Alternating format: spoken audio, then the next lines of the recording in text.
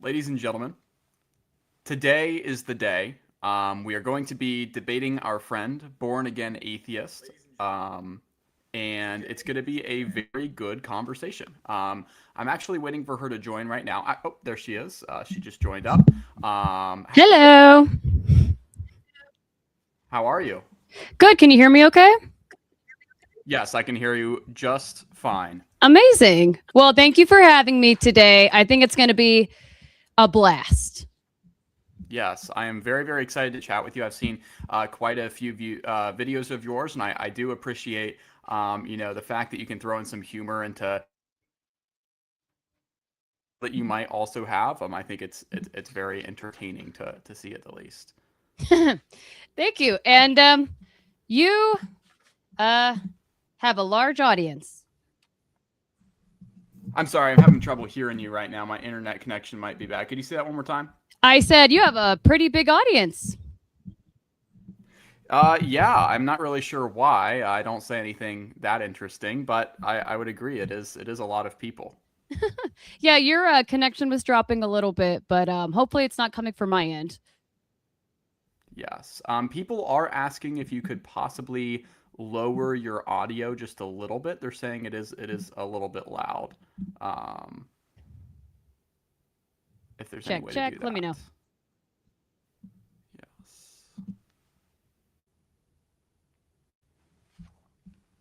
Yes. Sound should be better now. I'll let you know what they say. Um, but fun fact for everybody tuning in, this will actually be my first time talking to a woman. So at least that's something that will be groundbreaking here. And I am really excited to have this conversation. A lot of people were calling for moderators, but I think we decided against that. We came to an agreement where we would not have moderators for this debate, and I think that both of us are adults. We can both be respectful, and I don't think it'll be a problem at all. So I'm very Yeah, I think excited it's to going have to be this great. So conversation with you. thank you so much for hearing me out on that.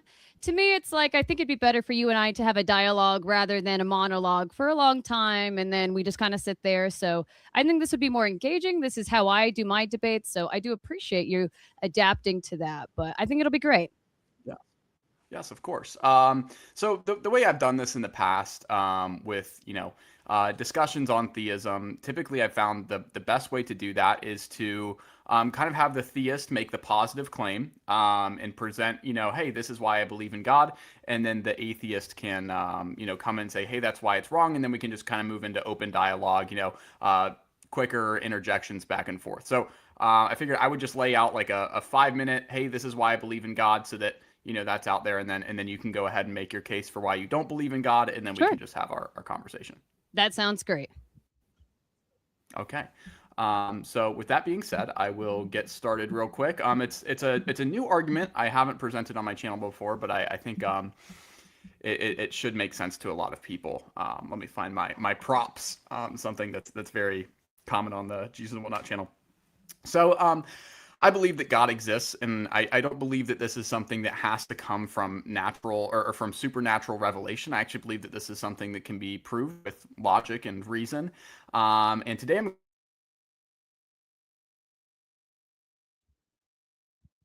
I lost you.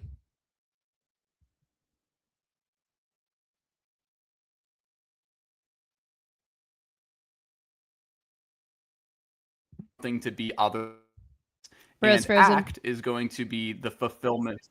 Oh, is it frozen? That is not Mm-hmm. good. Here, let me switch to my personal hotspot here. I always have this problem. Okay, while he's switching over, hello, hello. I am the Bornagainatheist. I'm on all platforms, but I stream on TikTok every night. So if you are a non-believer and you want a fun community to join, come join the coven. We're super Can duper you hear me ultra a little mega bit better awesome. now? Uh-huh. Yes. Okay. Let me go into to. I'll restart that. So I believe that God exists, and I believe this is something that can be proved from natural reason alone. Today, I'm going to present 7 premises and 1 conclusion to show that. So, premise 1 is that 7, in locked in. all Okay, things here we go. there is a ratio of act. Can you hear me? Ratio, and then you cut out again. It's better than it was. So why don't you just go That's ahead really and try to do upsetting. your Okay. arguments, and let's see how far we can get. All right, sweet. Okay, so in all things, there is a ratio of act and potency. Potency is going to be a real capacity for something to be other than it is, and act is going to be the fulfillment of that potency. So, for example, this lighter is not currently producing a flame, but it has the real capacity to do so. That is called potency. Now, if I strike the lighter, that would be a fulfillment of that potency. And that's what we're going to call actuality or act. It's going from non being to being. And then it follows that in all things, there is some ratio of this act and potency. That's premise one. Now, premise two is that in this world, we observe things that are in motion. Now, motion is going to be defined as something being reduced from potency to actuality. Now, don't confuse this with locomotion. That would be like me throwing something or a car moving on the highway. That's like physical motion. But rather, we're talking about motion. It's going to be something going from non-being to being, or potency to actuality. In this world, we see motion, such as the lighter before, right? This would be motion in the lighter. Now, premise three is going to be that no moved thing can go into motion unless it is moved by something else. The lighter cannot go from no flame to flame unless an outside mover, me, causes it to do so. My hand cannot go from open to close unless my mind moves it to do so, right? So there's always an outside mover. This principle applies to all things, that no moved thing can go into motion unless it is moved by something else. Now, premise four is going to be that motion exists in chains or in series. So, for example, the reason that the lighter turned on is because it was moved by my hand. But the only reason that my hand moved is because my mind told it to do so. And the only reason that my mind told my hand to move is because of my brain chemistry, and so on and so on and so on. Now, these chains of motions, this is premise five, these chains cannot regress to infinity. There must be some sort of first mover that causes these chains, because as we have shown above, motion only occurs when something else moves it.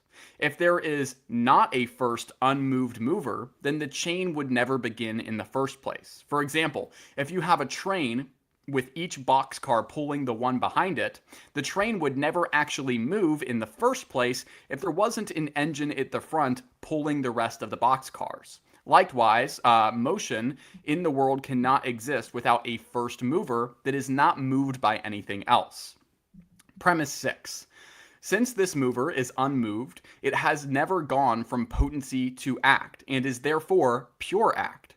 If the unmoved mover had ever gone from potency to act, it would be considered moved. And since nothing can move itself from potency to actuality, we must say that the unmoved mover is pure act. Premise 7 is that since there is no potency in this being, there is no capacity for it to be any way other than it is.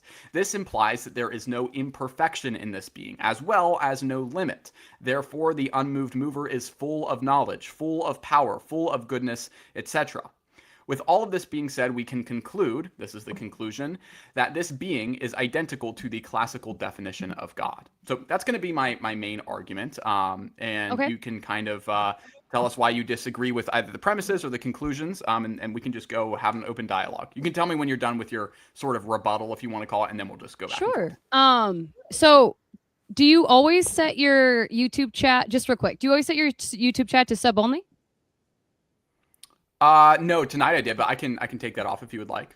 Yeah, people are saying they're not really sure why you did that. So I just wanted to let you know that people were not happy about that. But yeah, it's up to you. You know, I'm just letting you know. Yeah, no, I can open up the studio because they were able to your chat before it started. So they were like, "Wait, I was in the middle of a conversation," and you know. Yeah, no, I will change that while you give your rebuttal. Okay, well, I do appreciate that. Thank you for your 7 premises.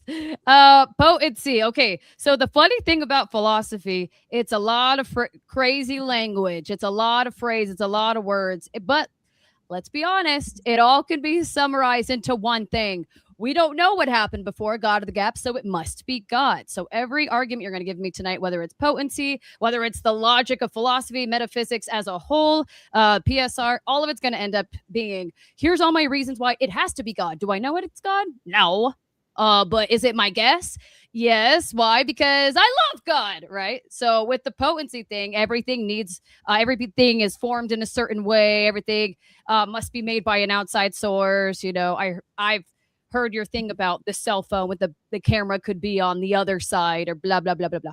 In my opinion, yes, things like lighters, things like cell phones, and things like pencils all have a maker. You can trace that back to an actual maker. But natural processes like the beginning of the universe, how things came to be, how trees grow, how babies are born, all of that happens through evolution. All of that happens through natural processes. So to me, it's kind of funny that we're trying to get to the point of infinite regress, that everything has to have a start, and that start was God. But you're using examples that were honestly made by people. So to me, that's not a good example, because you could trace who's the first trucker who invented a pencil or a lighter. By the way, why do you have a lighter? For incense. Oh, okay. Yeah, you can trace all of these material objects back in time, but with the natural processes, the beginning of the universe or evolution or babies or trees, there's a natural process. So I think it's doesn't really make a lot of sense to be using material objects rather than natural means, because we're talking about the beginning of the universe here. And you're a Catholic, right? Yes. So you agree with like the Big Bang and all of that kind of stuff. We don't have a dogmatic position on that. Oh, what's your position on it?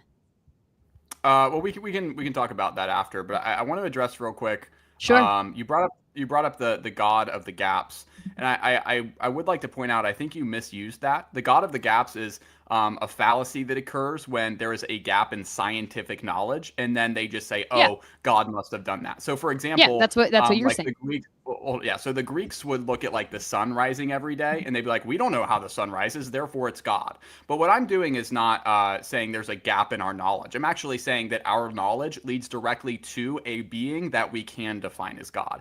So I'm saying that since we can logically conclude a first unmoved mover, and we can logically conclude the being and the attributes of that being, we can then say that we know that how we're defining God is accurate. So there's actually no gap in my knowledge. There's nothing I'm filling in with God. You It's are. just a logical conclusion. So here's the thing. If God can exist without an explanation, why couldn't the universe exist without one? Listen, just because we don't have the answer to what happened right before the Big Bang doesn't automatically mean it's a sky wizard that grants wishes to white men. Okay, that makes no sense. You're saying there can't be an explanation without God. I'm saying, why couldn't the universe fall under those same properties? Or Yes. just fuck, I can make up anything. Fucking Tooth Fairy, fucking the spirit of Harry Styles. I could use anything, and this could still apply, and your argument would still remain the same. You wouldn't change any of your premises if you used the Tooth Fairy, Bigfoot, the spirit of Harry Styles.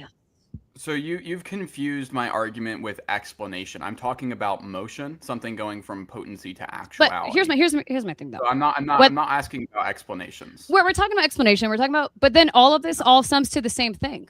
You're saying that motion, that mover, the one who pushes you, must be God. And when we get to the next one, PSR, it's going to be the same thing. Who put the ball on the floor? Oh, it must be a mover. It must be the putter. It must be the ball guy. Must be ballies, right? You're going to have the same response for every one of these arguments. I'm just preparing everybody. It's going to be a wild ride of the same conversation for the next however long you want to continue.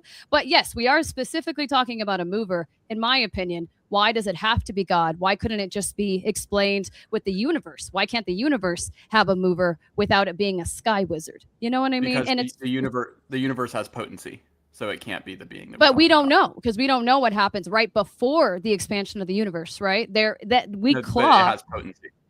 But we don't know right before. No, because it went from non-being to being. That's what the right before. But we're talking about right before, right? So us atheists, or actually smart people, we clock the beginning of the universe at the singularity, at the expansion, and apparently you would too, right? Again, I never took a dogmatic position, but can you tell me which one of my premises you disagree with? All of them are silly, and all of them are leading to, I don't know who pushed us, so it must be daddy, right? So I'm not going to uphold to these natural things. My premise that in the world we observe that there is motion is silly. So yeah, what gives you the idea that God is the motion? No, that's a premise. I'm asking which premise you disagree with. All 7. We got So you potency, disagree? being a non-being to being, motion, moved by a mover, mind by my hand, my mind tells my hand things. So What you tells you disagree? all of You them? disagree that there is motion in the world? Because that was one No, of I my don't. I premises. don't disagree with the motion. Oh, sorry. That I was disagree. premise I'm two. sorry. I'm sorry. You're right. I said that wrong. I disagree that God is the motion. Motion. That's So the you part I disagree. disagree with. I don't So disagree which with premise? my hand, my mind. I guess 7. You kind So of you lost me at disagree 6 with? and you lost me at 6 and 7 because your connection's bad. But I'm Yeah. Okay. assuming Well, 6 and let me 7 help. I landed. can repeat them. I can repeat them so you can understand better. Oh my God! Please just like start at 6 and 7 though. Okay. So since this mover is unmoved, it has never gone from potency to act and is therefore pure act. If the unmoved mover has ever gone from potency to act, it would be considered moved. And since nothing can move itself from potency to actuality, we must say that the unmoved mover is pure act. Premise 7 would then be, since there is no potency in this being, there is no capacity for it to be any way other than it is. This implies that there is no imperfection in this being as well as no limit. Therefore, the unmoved mover is full of knowledge, full of power, full of goodness, etc. Where do you disagree in there? Okay. It cut out again at 7, but I'm pretty sure I'm just gonna assume it's cutting out. I'm gonna assume that 7 is God made the motion of the ocean, right? God's the mover. No. Is that 7? Okay, No. then what's 7? I heard 6, That not 7. Yeah, so 7 is that since there is no potency in this being, there is no capacity for it to be any way Oh, other than it is. talking about God. What the fuck? Okay, why is God not filled with potency? You said 7 wasn't about, first of all, this being? Or are you afraid to say his name? He who shall not be named? No, that's how premises work. We haven't come to the conclusion well, just that it's say God yet. Dad's my mover. Okay, why doesn't Dad have potency? Because it's unmoved. How do you know? I'm sorry. It says God moves across the oceans. It said God is the breath in my lungs. God is the winds and the waves. That trucker's moving around like wildfire. You're referencing locomotion, and you're still not understanding my definition of motion. Locomotion. Okay. Why is God unmoved? Even though we see in religious texts, these dudes you like, Aquani Imani, Akani Mani, Tommy Wami, right? He thinks God walks around. So he wrestled with Jacob. Yeah, no, this guy moves. Why are you saying he's unmovable as a god? Again, we're talking about potency to actuality, not locomotion. And you asked why is he unmoved? Are you just saying because he's a ghost? What do you mean by motion? No, I didn't say because he's a ghost, but you asked why he is unmoved, and I said the being is unmoved because it's the first chain in the sequence. Oh, okay. He's at the beginning of the domino drop. How do you know? Because there has to be a beginning of the domino drop. And once again, like I mentioned before, why couldn't the universe be at the beginning of that drop? Why couldn't something in the universe? It has to have potency. Yeah, I know what you're saying, but how do you know whatever happened before the universe doesn't have potency or it does have potency? Can you define potency for us? Potency is everything is made by an outside source. No, that would be a weird definition of contingency. Infinite regress to no first cause. First cause argument. There must be a first cause. Therefore, my daddy moved me. No. Do you know what? I mean, listen. Well, guys, he's going to say the potency definition, and let me know down below if his is going to be a lot more boring. Okay, this is already a boring argument, but I'm sure he's gonna explain it in a way that's gonna put everybody to sleep. So get ready for naps. It is the real capacity for something to be a way other than it is. That's how Reginald Garrigou-Lagrange defines it. Oh my God, reality. Who cares? Who cares? Okay, then why couldn't I be God? Because I can move clay in a way that I want it to be manipulated. Because you have potency. What, you can't move my body in a different way? What the hell? You have potency. How? Because you have a capacity to be a way other than the way that you are. How? If I cut your hair right now, then you would be a way. Wait, what the hell? What do you mean? God and the Trinity, depending on what denomination you are, God made himself the Holy Spirit, which is kind of feminine, period. He made himself Jay Jr., who got ripped up and, tortured for fun or whatever. Like, what do you mean? God can manipulate himself in any way he wants. He formed himself into a burning bush. He formed himself into a gooey human who liked Yeah. feet stuff. He did a lot of crazy So things. What are you talking about? he does not make himself or manifest himself Holy Spirit or Son. Rather, they are all co-eternal and co-subsistent. Oh, how convenient. You can cut my hair and I can't cut Jesus's hair. I mean, you can cut Jesus's hair. No, you could cut Jesus's hair because well, there you go. There we go. There's the human potency. nature has potency. Nobody's denying that the human nature had potency. Yeah, but Jesus is God, depending on what denomination you are. We wouldn't say that the human nature is divine, but the divine person of Christ is divine. Yeah, but is united to the divine person. Okay, but who's coming up with the rules that God doesn't have potency? Again, it's the first chain. We haven't called it God yet. No, you're saying it's the first chain. No, I'm asking. I'm getting to the end of this boring argument. Number 7. How do we know that God doesn't have potency? Where are you getting that idea from? And could we switch out, since you want to call it a being, can we switch it out for Tooth Fairy? We haven't called it God yet. Well, let's call it Tooth Fairy. Okay, how do we know the Tooth Fairy doesn't have potency? We're talking about the first chain. And the first chain why wouldn't the Tooth Fairy have the first chain? Yeah, so the first chain cannot have potency because then it wouldn't be the first chain. It would be a contradiction. What gives you the right to say that God is the first chain? Because you want to? Again, I haven't called it God yet. God comes in the conclusion. This is premise 5 and 6. Okay, heads up, God. He doesn't want to call you the first chain. I know, it's crazy. Okay, so let's get to the part where God is the first chain. Why are we taking so long to get there? It's the conclusion, right? Yeah, so I can tell you how we come to the first chain again. This is premise 5. These chains of motion. No, we already know. We already know 5 through 7. Oh my God, brain rot. Okay, so why is God 7? So what's premise 5? Premise 5 is blah blah blah brain rot. We already talked about premise 5. How is God premise 7? What is premise 5? We're not just going to keep. You're freezing again. We're not just going to keep asking what premise 5, 6, and 7 are. You explained it 100 billion times, and now half the audience is asleep. So what's premise 5? Premise 5 is suck it. Premise 5 is suck it. Oh, there's a chain that says, I mean, you could say this about fucking anything. Oh my God, things can't move without a mover. Okay, my hand's the mover. Okay, my mind is the thing that moves the hand. Okay, well, my DNA is the thing that created my mind that uses the hand. My parents are the things that made me that moves the hand. Who made my parents? My grandparents. Who made their parents? You go back and back and back and back. And then here, the first mover is grandma, the good old fish. Okay. That is the first freaking mover. Okay. We're not going to just keep going back a billion million times until it eventually gets to God. I just want to get to the God part. Yeah. So I already explained the God part. Since the unmoved mover has don't call it a God though. Right. We don't like his name. I didn't though. I said unmoved mover. You said you want to get to the God part and then you called him. I was quoting you. Uh-oh, God. Yeg some bikes. Okay. Yeah, let's get to the being part. Listen, I'm not a big fan of him either. So if you don't want to address him as a being or a God, I mean, I understand. The unmoved mover is going to have no potency because it is the first chain, and potency would reduce it away from being the first chain. Says who? Since there is no potency, there is only act to be found in And wait, hold on. When you're talking about this potency stuff, are you talking about living beings? Are you talking about the origins of the universe? This is such a vague topic. It's metaphysical. It applies to all things. All concepts. Like pretend science. That's freaking awesome, dude. Metaphysics is pretend science. Fuck yeah, dude. It's just like actual science and physics are like, this is how we explain things. Metaphysics is like the studying of the why. Do you believe in truth? Truth? What is truthful about some bullshit about rhetoric? It's just rhetoric. Do you believe in truth? Why are you attaining metaphysics to truth? It's just rhetoric.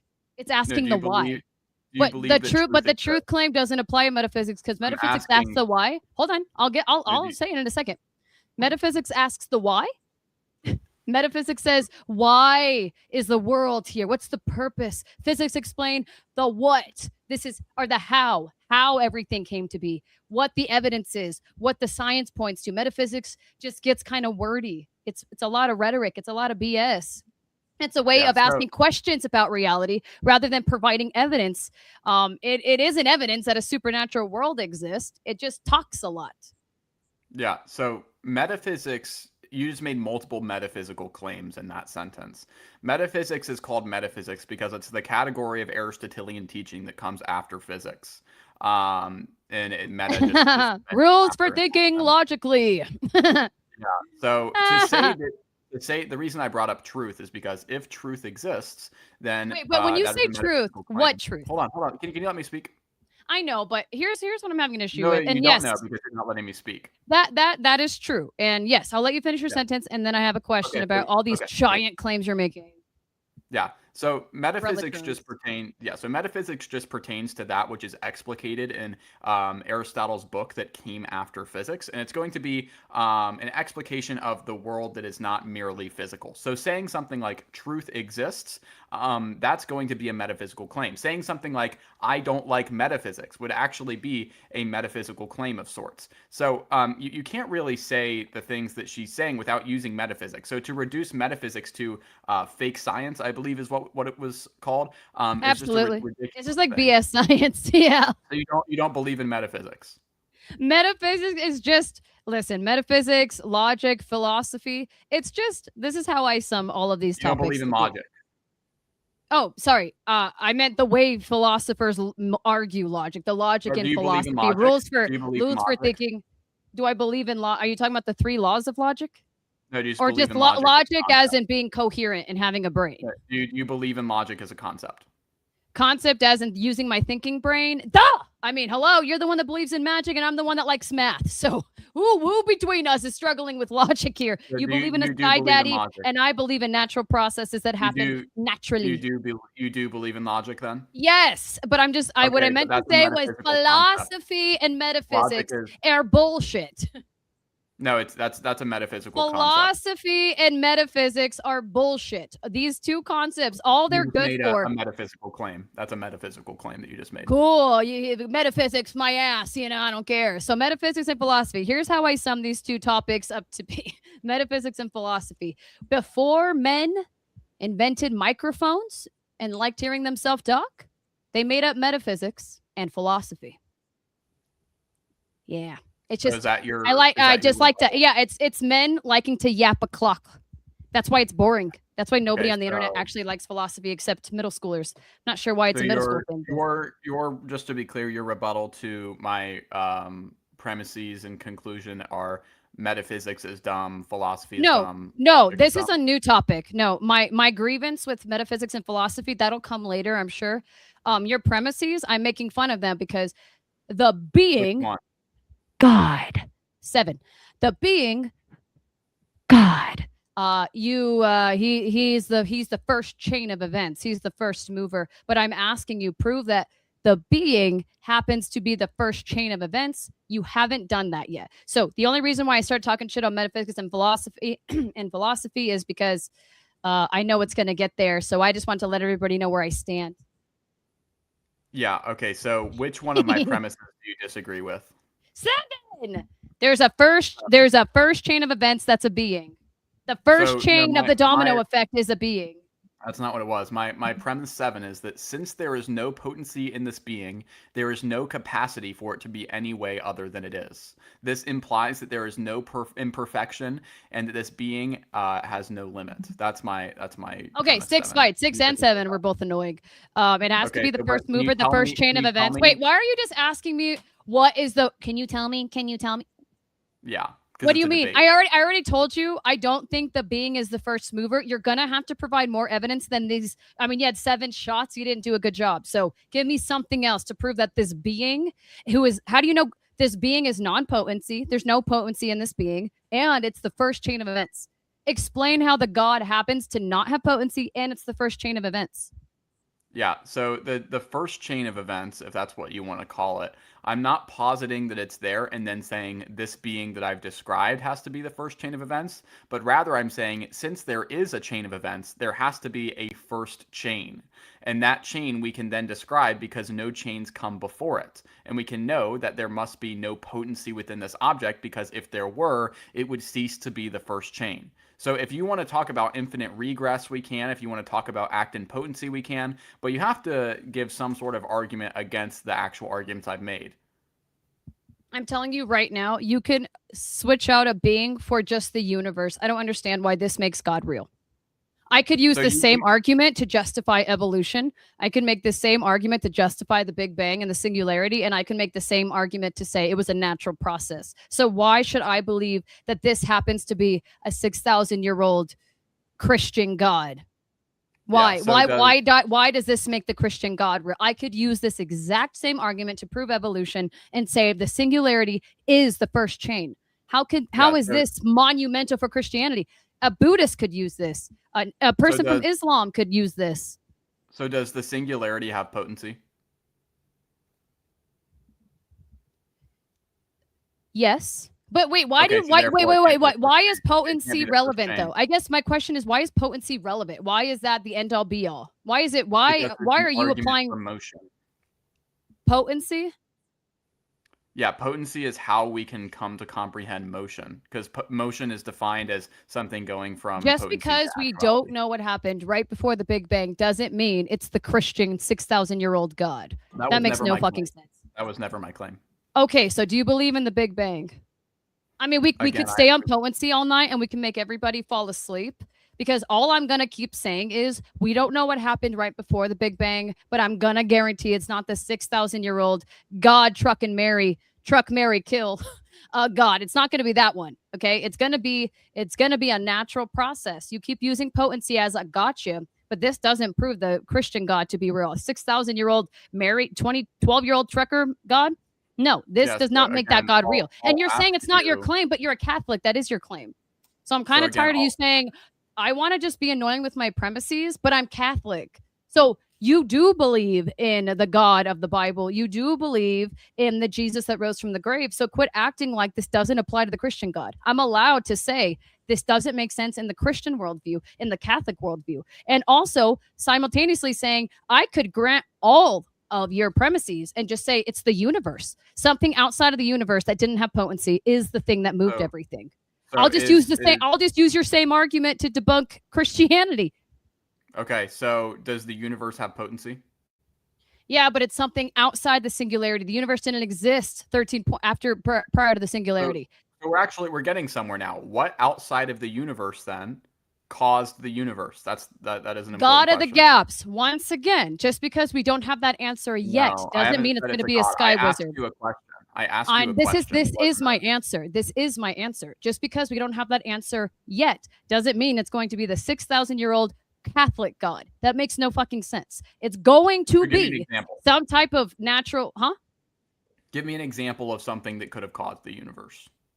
No, because atheists don't need to have faith in things. No, atheists don't need to take. It's not a guessing game, dude. I'm not in the market of lying to people. So when I tell my followers, we have evidence for everything except 3 trillionths of a second after that expansion. We have 100% evidence that the singularity and expansion did occur 13.8 billion years ago through a process called the singularity, density and heat, and everything began to rapidly expand. We 13 trillionths of a second after that expansion know for a definitive fact it happened. We have evidence through redshifting. We have evidence through the cosmic microwave background. We can prove, we have images of this evidence. What happened right before, I'm not going to make assumptions until we find evidence of what happened right before. In my opinion, it's not going to be a sky wizard. It's not going to be the one thing that needs supernatural things to happen when everything else in our observable world happens through natural processes. I'm not going to just go on a limb and say, everything else is natural processes, but this is the one time this is done through magic, because I have critical thinking. I use, like you like to call it, logic. So I'm not going to assume it's magic just because it's the one thing. Just because it's the one thing we don't have the answer to, why would it be magic? I'm going to use critical thinking. And you said, give me a guess. And my answer is no. I'm not in the market of lying. I'm not in the market of using faith. That's you. You're in the market of magic, faith, and lying. I'm in the market of evidence, definitive proof, observable things, tangible evidence. That's what I'm in the market for. I'm not in the market to say, guys, I want everybody to put a one in the chat if you think it's Harry Styles. No, because that's not my position is not to make up evidence. My position is to present the evidence and show that there's a lack of evidence for God. You can say, well, I don't have evidence, so it's a magic sky daddy. That's fine.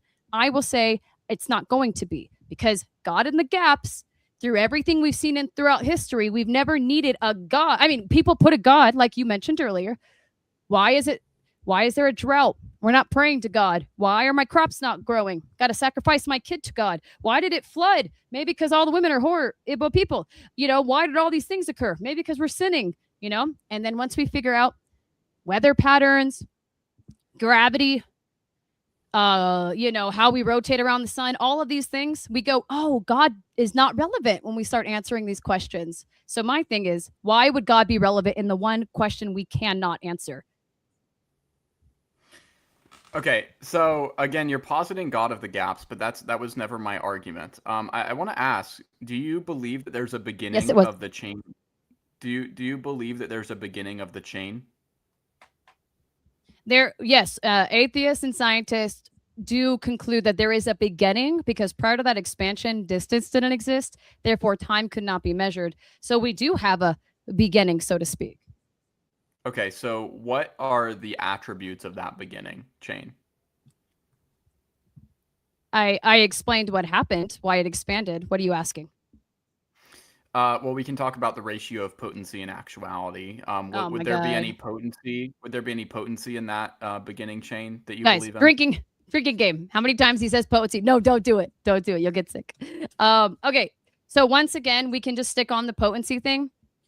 It's Yeah, not even let's do it's that. not even a bad argument in the sense that anybody could use it. That's why it's not a bad argument. It is a bad argument for you, but it's not a bad argument in the sense that I could have brought this argument up and used it against you and said it was the universe and something in the universe didn't have potency. There's something outside of that expansion because before the universe expanded, who knows what was there? I could use this exact same argument against you. So could a Muslim. So could somebody from, a Hindu faith. So could anybody. This is why, it's not a bad argument in the sense that it has a lot of words. It's a bad argument in the sense that anybody could use it. So I'll ask again. Maybe you'll answer this time. Does the first chain that you believe in have potency? Okay, real quick. Guys, we can call this guy potency and whatnot. Nah, you'll get it later. The first chain, the singularity, there's potency in that, but we're talking about prior to the singularity. So then how can it be the first chain if it has potency? Well, I'm saying there's something prior to the expansion that made the expansion occur. We just don't know yet. Does the thing prior to that have potency? If potency needs to be a thing, if non-potency needs to be a thing that expanded just for you to be quiet, no, it doesn't have potency. Okay, so it's pure act. The thing before the singularity. Sure, yeah. Whatever it takes for us to get off of this. Once again, this could be used by a Muslim, an atheist, an agnostic, a Catholic, a Christian, a Baptist. Anybody could use this argument and it would still apply to anybody because it's a bunch of nothing, right? It doesn't make God real. It doesn't make Allah real. It doesn't make Buddha real. Whatever. It doesn't make any of these things real. It doesn't make atheism real. It doesn't make agnosticism real. It's just a bunch of words. Are you aware that you just admitted to the existence of the classical theistic understanding of God? No, it's not the classical theistic understanding because I could switch out. I could switch out. You're not calling it God, remember? You're calling it the universe or a being. But that's the definition you said. Wait, are we calling it God now? Or are we calling it being? Because remember, you were afraid to say God earlier. You said that there was a being that was actus purus. Yeah, but you can't call it God, remember, because you're like anti saying God's name. So you just defined a God, though. No, I'm saying an atheist could use this and say it's something outside the universe. That's not a magical being. Do you know how Catholics define God? Do you know how we define God? I don't know. You're all over the place right now. Apparently, as a being. No, non-potent. We would define it as an actus purus being, and you just admitted that an actus purus being exists. It doesn't matter what I admitted, dude. This could apply to anybody's logic. It doesn't matter. It does not fucking matter. It matters in a debate. What matters? I could say there's something outside of the universe that doesn't have potency that's not a God that made the mover move. It's the first chain. It's not potent. It's not God. And then you could not rebuttal that because it's the same thing. Anybody could use this argument.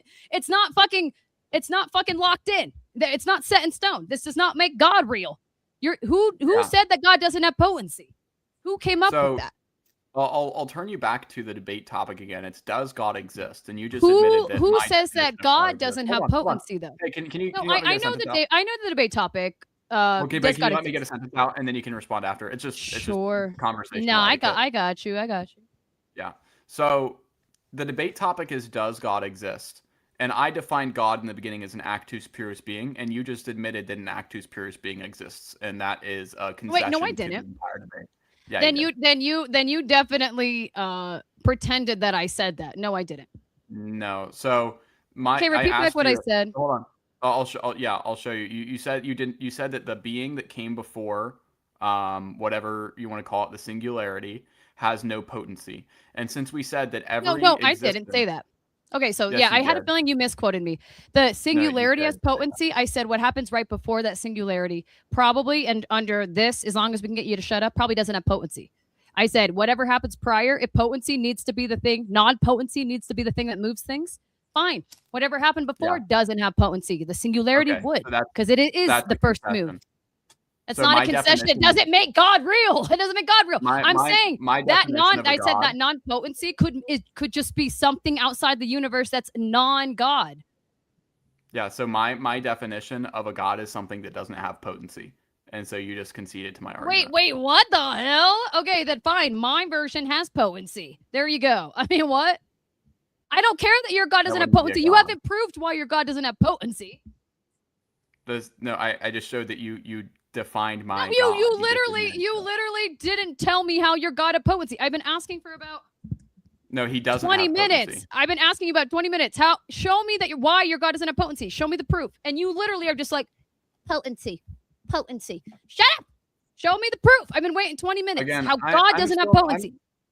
I'm still not convinced that you even understand what potency means. Oh my God, you can say that. I'm not convinced. I don't understand potency. I already fucking thought it's the thing and it can manipulate it and it can move stuff. Okay, cool. It's the gooey clay and you can form it. And I have potency because you can cut my hair.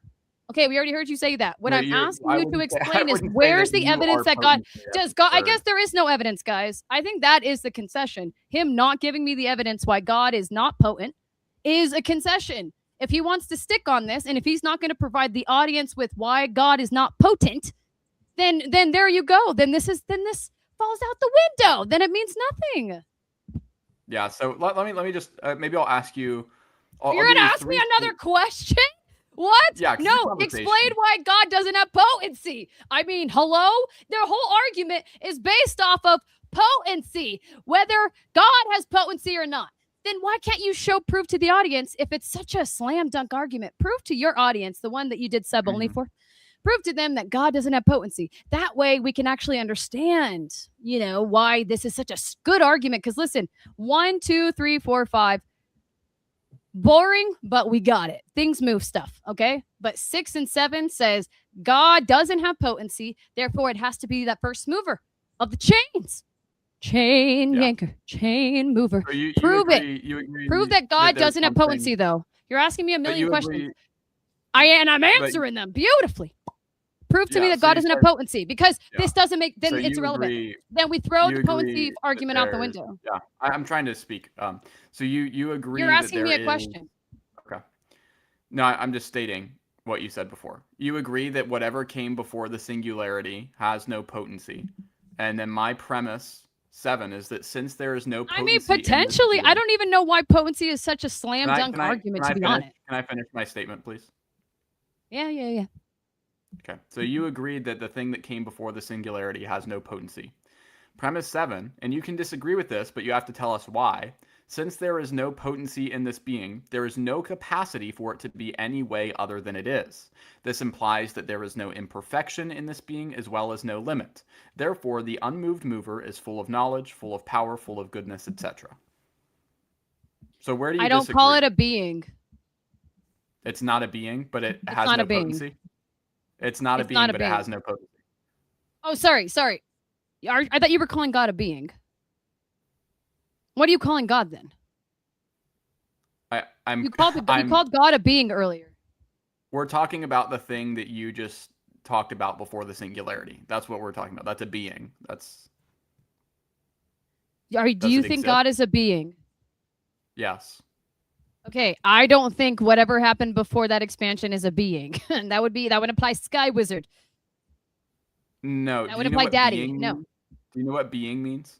Being could fucking mean just a spirit, a god, a thingy, a dude, a runner, an eyeball, a hand. Okay, what's a being? No. It He goes, means that it is. no.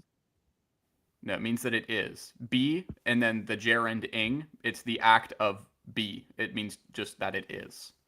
Okay, well, that implies that it is something. If I say there was a being in my room, is somebody going to go, the act of is? No, they're going to say, oh, fuck, who was in your room last night? Being implies that it is something. What does that even mean? What I'm sorry, but what was that? If somebody says there's a being in your room last night, I'd be like, oh, shit, there's a being in my room. You're going to think it's a person, an entity, a ghost. So I don't like the language of being because it implies that it is a spiritual entity or a human type figure. I don't think in that way. What happened before that expansion? I don't single it down to a name. I don't say it's a Jeff hunk. It's an SB. It's a witch and the rogue. I don't say stuff like that. It's a bread. It's a trees. I don't say stuff like that. I just go, what happened before the expansion? We'll find out eventually. I do not think it was a sky wizard. So by saying being, you're already manipulating my belief system. Wizard? When did I ever say it's a sky wizard? Okay, there you have it, folks. All these subscribers. He doesn't think God is the first mover. What? You don't think God's the first mover? He just said, when did I say it was God? Okay, shit. No, High five. I don't think it's God either. I said, when did I say it was a sky wizard? I think God is a sky wizard. He sits on the clouds and does magic. Do you think God is? Oh my God. These questions are insanity. So did God do the beginning of the world or what? Is he the first mover, or are we just telling our audience that God didn't make everything? No, where are we at now? What part of the conversation? Are we still denying that God's the first mover? So you said that I believe that God is a sky wizard. Can you show that in any Catholic dogma anywhere? Any Vatican document? Raising from the grave. When you eat the fucking the Eucharist, your cannibal, selves, it turns into the real fleshy flesh and the blood of Christ. No, it doesn't. You think Jesus trucked a 12-year-old and had a baby? The priest makes the blessing. I'm sure. I mean, it turns into the body and blood. I know that's what the Eucharist is. I know that's what the Catholics believe. I know you know that Moses parted the Red Sea, that God did the 10 plagues. I know that he rose Jesus from the grave through a blood sacrifice. He atoned for your sins. I mean, if that's not wizardry or some type of witchcraft, I don't know what is. So what does this have to do with the metaphysical argument that I explicated? Exactly. What does that have to do with Catholicism? That's a great question, and I would like you to answer it. Because it's from the angelic doctrine. I mean, damn. He's like, what does metaphysics have to do with Catholicism? Well, you took that question right out of my freaking face. Okay, what does metaphysics have to do with Catholicism other than a quani-wani? Yeah, it's the foundation of natural theology. Okay, but let's start attaching it to the supernatural God, and if you want to use Thomas Aquinas, Wani, you are welcome to, because I know he's your favorite goat, right? And I know he points back to Aristotle. I know you love your goats, you love your dudes in robes. Woo, men. So why don't you just start pointing us how this gets back to Catholicism? Yeah, so St. Thomas Aquinas is the perennial doctor of the church, meaning that he has a standard status, and he taught metaphysics through his works like the Summa Theologica, the Summa Contra Gentiles. So you're asking what it has to do with Catholicism. I got you, but the metaphysics gives me the giggles. Sorry. Yeah, so in Summa Contra Gentiles and Summa Theologica, most clearly he teaches about metaphysics, natural theology, moral theology, and you can read Prima Pars questions 1 through 10, especially question 2, article 3 and 4. They'll help you out quite a bit. But if you have any more questions about Thomistic thought and metaphysics in general, you can read Reality, a Synthesis of Thomistic Thought by Father Reginald Gary Lagrange. It'll help you out a lot, I think. What the hell? Yeah, let me hear more men just yap away about nonsense. Sure. I do that on TikTok every night. I don't need to read more books about how men like to yap. Okay. That's hilarious.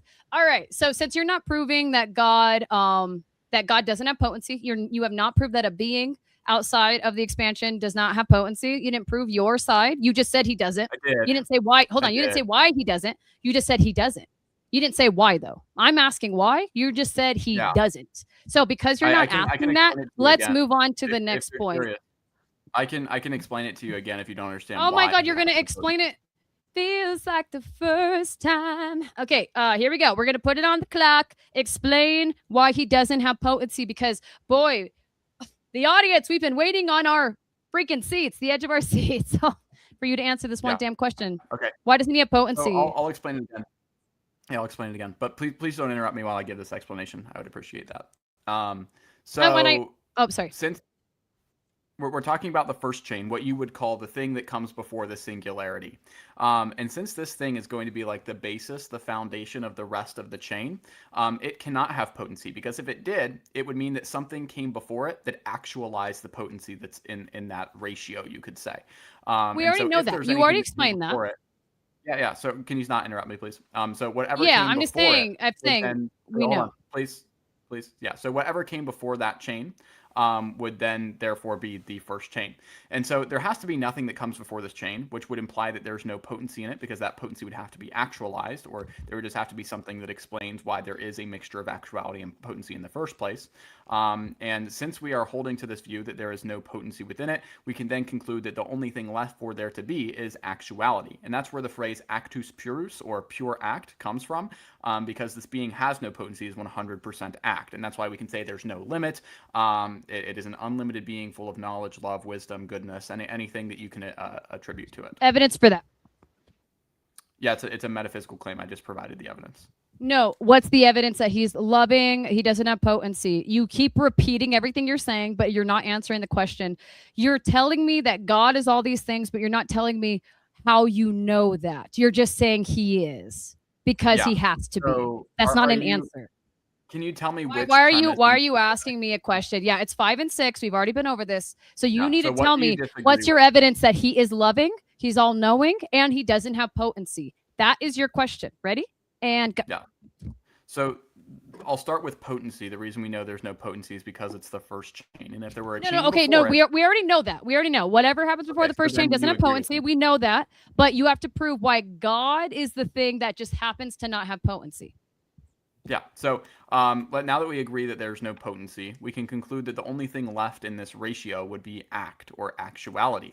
And if something has no potency and is actus purus, you can read Prima Pars, question 2, article 3 and 4 for this for more information. I'm sorry, you want me But so your answer to why God doesn't have potency I'm and he's you're loving is interrupting you me. want me to do my research? Why can't you just tell me now? I would have preferred you do more research, but I'm still Wait, you're going. gonna do So my you want me to do my research rather than answering the simple question of why he's loving, all knowing, and doesn't have potency. I mean, it feels I'm like that answering. should be easy I'm to answering. answer, but You just interrupted. your answer, guys, his answer was do more do more research.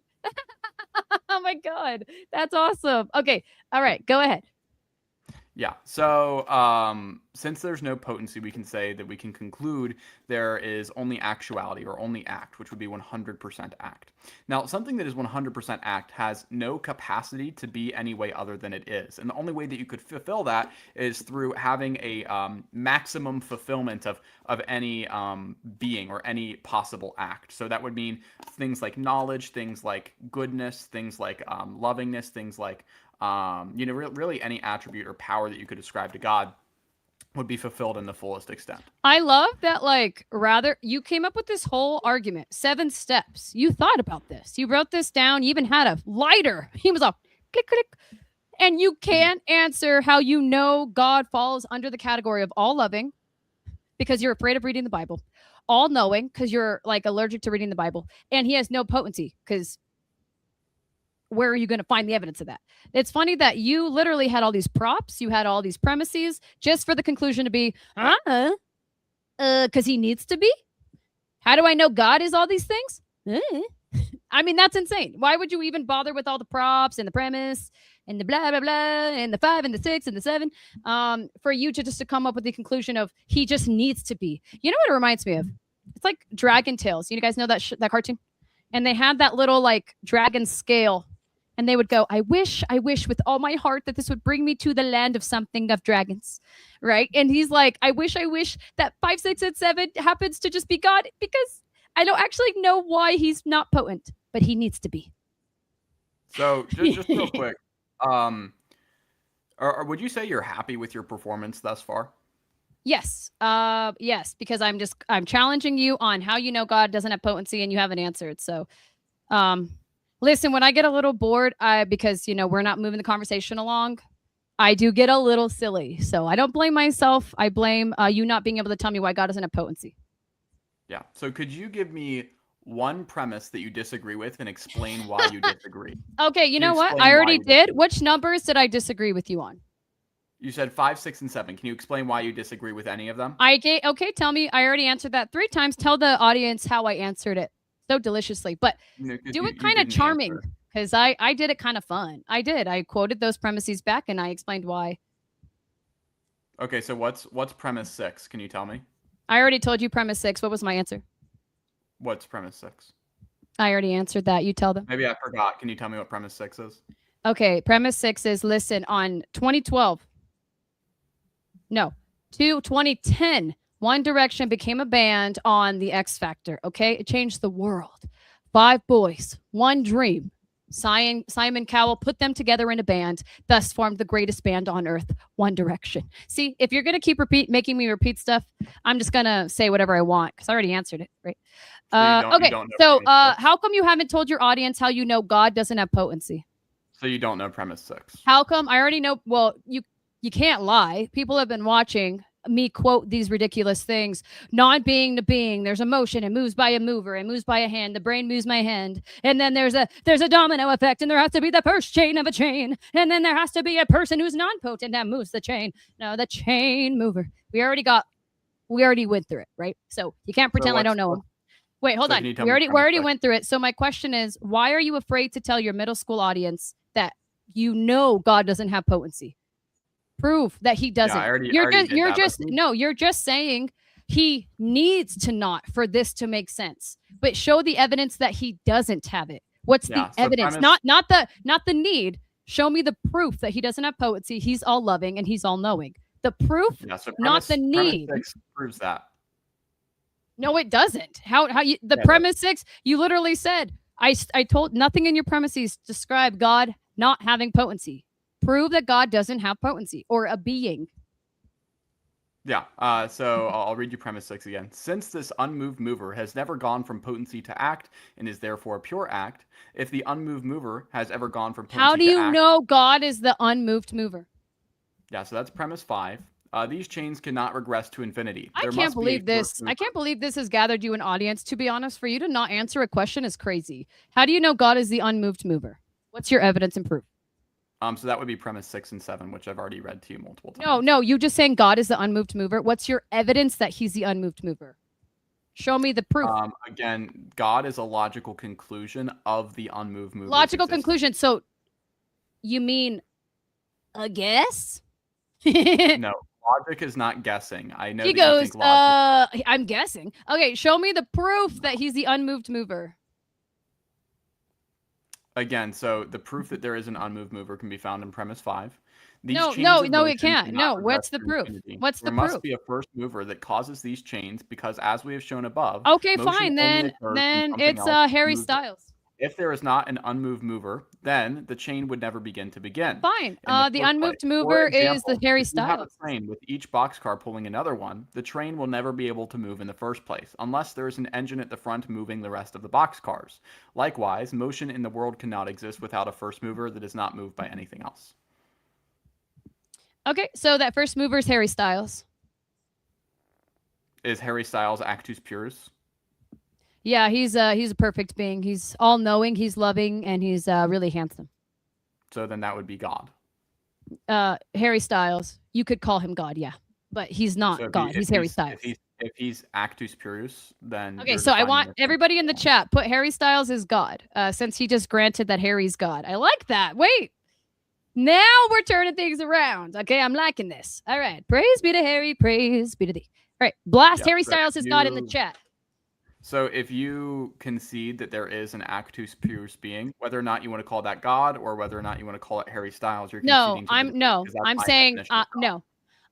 I'm trolling you when I say it's Harry Styles. I'm trolling you when I'm saying provide the evidence that it's a God. I'm saying it's a natural process regardless. You're saying potency stuff. I'm saying, I'm sorry. Anybody could use this argument. I could use this to say the unmoved mover is something of a natural cause. It is not a being. Praise be to Harry. Praise be to thee. Yeah, so again, I'm not talking about natural processes. I'm talking about metaphysical argumentation. But I know c- it's yappy way. Why no, would anybody it's give a crap over the age of it's the 16? basis for reality. It's not the basis for reality. It's not proof of It anything. is. It's not evidence of everything. It's the study of the why we exist, not the how we exist. So who would Where care? did you get that definition from? Is that like what is that? That's just it's just no knowledge. Metaphysics is not physics explains the how we got here, how everything came to be. Metaphysics is the why are we here? You know, all the blah blah blah kind of stuff, the yappy stuff. What is So reality? Why is it here? you made multiple metaphysical arguments and claims just now. So Ooh, metaphysics is you asking are questions using meta. about reality, not giving us answers for why it's here. So again, can you tell us any of the premises that you disagree with and Okay, can explain why my they're question wrong? is like I get it. I get that like I as an atheist, I could use the same argument and say this is why I know atheism's real, Islam's real, Okay, Allah's do it. real, Do it. Buddha's real. Use my Okay, well argument and guess prove what? it. Who's the first mover? It was Allah. Who's the first mover? It was something Allah outside the just means universe that we God. don't have a name Allah just for yet. means God. Allah Cool. just means Oh, God in cool. Then Arabic. fine. Praise be to Muslims. You know, praise be to the Muslim God. Amazing. Praise be to Allah Buddha. just Praise be means to the God. Hindus. Praise be There to are Allah. Praise be to there Muhammad. are there are Catholics who speak Arabic who call God Allah because that's just I what Allah understand, but means. I'm talking about Muhammad's God. So if you want to serve that God and tell everybody the Muslim God is the one that made everything, tell your audience that. I'm sure they would love Have it. you have The you Christians have in you the chat read are going to be like, you can't say the Muslim God is the real God. have you read Lumen Gentium? Why would I do that? That sounds boring. Because it directly pertains to the topic that you're talking about right now. Guys, he wants me to do more research. That's hilarious. Okay, Yeah, praise I be to the think Muslim everybody God. wants to do more The research, Muslim to be God. Okay, tell your audience the Muslim God is the thing that moved everybody. when is that what I said? When I said Allah, you went, yep, and that's our God. I asked if you have ever read Okay, Lumen so Gentium. anyway, Muslims can use the same argument and say their God is the one that moved everything. You're saying your God moved everything. The Hindus can say their gods moved everything. I could say natural world processes are the things that moved So everything. do This the could apply Hindu to gods anybody. So maybe what would be more beneficial for the audience and the rest of us is you're welcome to go to the next argument. I'm sure you're going to brain rot me with something else. But maybe the next one will be a better hitter. Anybody could use yeah. this argument. It's not very good. So you brought up the Hindu gods. Do the Hindu gods have potency? Dude, okay, once again, in this argument, no, they don't have potency. That's why they moved. They're the mover. So the Hindu gods don't have potency. They can't change. There's no Yeah, capacity. sure. Uh-huh. I'm an atheist, so all of it Can sounds you silly to me. can you explicate that using Hindu doctrine? Yep, there's a mover and there's a brain that moves a hand, and then there's a mover, and then there's a domino, and there's a chain, and there's a chain mover. And the beginning of that So for chain mover is example, the first, or else it would be infinite regress, and we don't want that. the So the first the chain of the you wanted me the to answer it. Hindu god Trishna, could you show how there's no potency Trishna in is that? the first chain because Trishna does not have no potency. So no lack So of there's no potency of potency in Trishna. Vishna means blah blah blah blah blah blah blah. Who cares, dude? You can use this argument for literally anybody. So can we just get to the next argument, please? Yeah. So you don't Yeah, disagree yeah, that there's yeah. no Okay, no potency you haven't before. I don't think it's a god. You do. Let's move on to the next no, one. you just conceded that it was though. You used It's my not definition of conceded. God. Anybody You could use your yeah. argument. Then fine, the Muslim god's real. You use my definition Fine, of God. Muhammad's god's real. Praise be to Allah. So are you defining Praise Allah be to as Allah. the actual serious being that created the I'm universe? talking about Muhammad being the god of the Quran, the Muhammad god is of not the Muhammad. God I of the mean, Quran. Muhammad is the prophet. Allah is the creator of the world from the Quran's perspective. Praise be to Allah, Muhammad, whatever he. That's the God. You could use him in the same thing. Who moved it? It must have been Allah.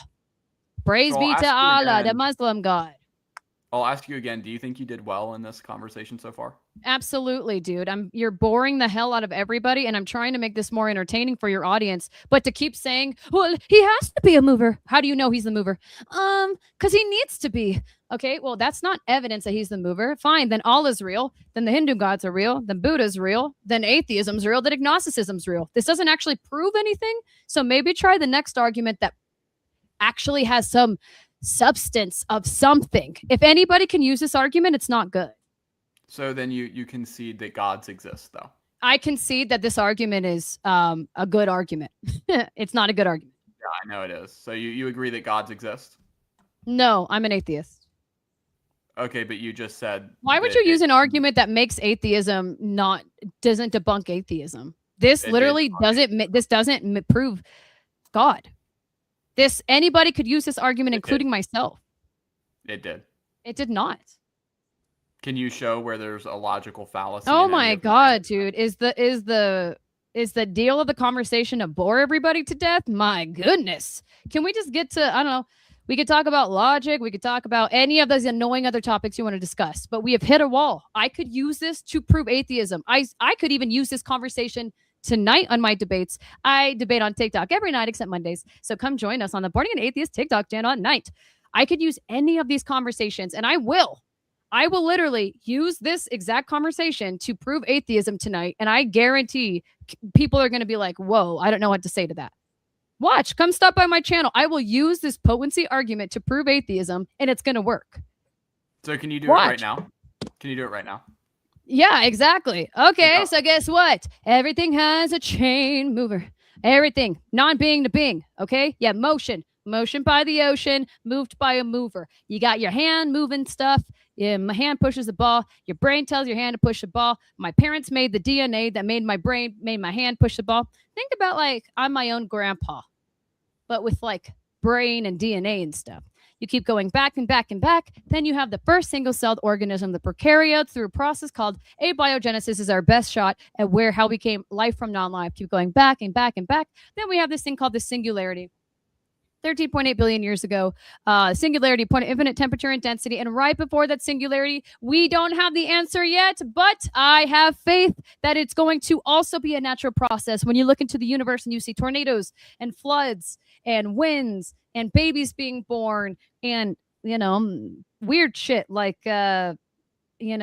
black widows killing their dudes and stuff. When you see all of these things occur, they happen through natural processes. Nothing in the universe is observed through supernatural abilities. So use logic here. If everything we see and touch and feel and know and do equations on all lead to natural processes, the thing right before is also going to be a natural process. Because you don't want to call it potency, this natural process event, sure, we'll say it doesn't have potency. It's not a being. That implies it's like a god. It's not a god. It's not a wizard. It's not a daddy. It's not Allah. It's not the Hindu god. It's not Buddha. It's not Christ. It's none of those things. It's going to be a natural process like everything else has occurred. You don't have the answer to something, so you don't know God doesn't have potency. You don't know he's all loving, and you don't know he's all knowing. You're just guessing because of God in the gaps. That's it. So I'm telling everybody, use critical thinking and use logic and answer the question. Is it going to be the first time in the history of our 13.8 billion year universe where it's a supernatural event? Probably not, because that's not using logic. Do the math on that. What are the odds that 13.8 billion years have been done through natural abilities, natural processes, and the one question we can't answer happens to be supernatural? You can say it's not potency, whatever that natural occurrence occurred. You could say it doesn't have potency. That's fine. But it's not going to be a god because it doesn't make sense. Nothing in the universe, our evidence, this is why the does God exist argument, it's silly. You can't prove a negative in the way that this guy couldn't disprove the existence of the tooth fairy, Bigfoot, or any of these people because it's a negative, right? So the best thing we can do is look at these silly arguments and say, based on logic, 13.8 billion years of things happening naturally, evolution, the Big Bang, all of these things occur naturally. And the one question we don't have answered happens to be God. I don't think so. I have a brain. Okay, God doesn't make any sense. And it's definitely not the 6,000-year-old Christian God with the guy that likes to walk on water and play with his friend's feet. It's not going to be that guy. Okay, even if it is Allah or the Hindu God, it's not going to be the Jesus God. We know that 100% of the fact. And I just do not see the evidence that it's a God anywhere in the world. So why would it be a God now? Praise be to Harry. So is the singularity lacking potency? Or the thing before the singularity lacking potency? If it needs to for you to be quiet, yes.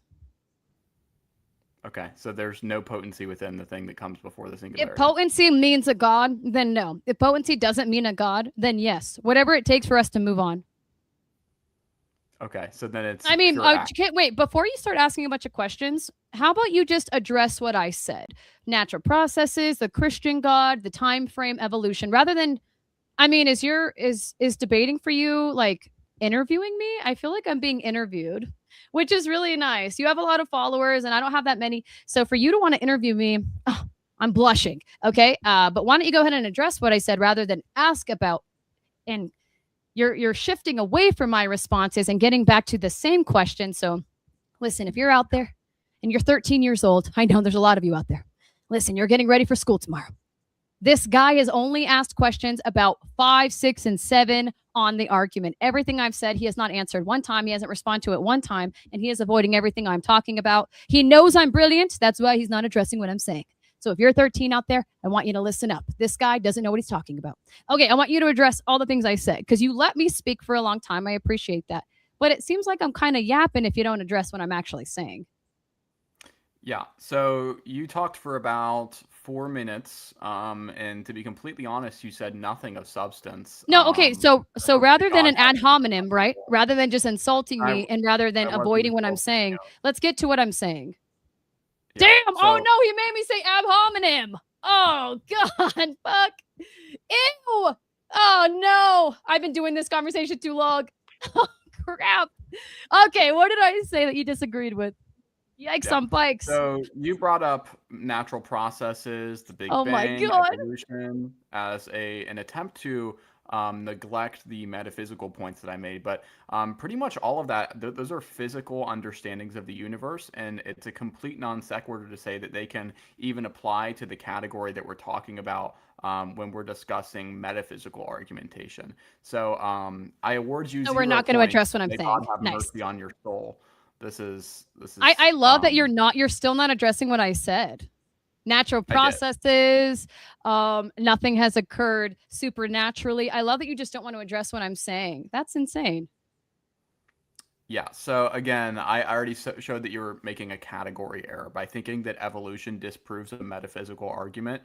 You're lost in the weeds I a know little bit. that's not all I said. What is everything I said? You said you were listening.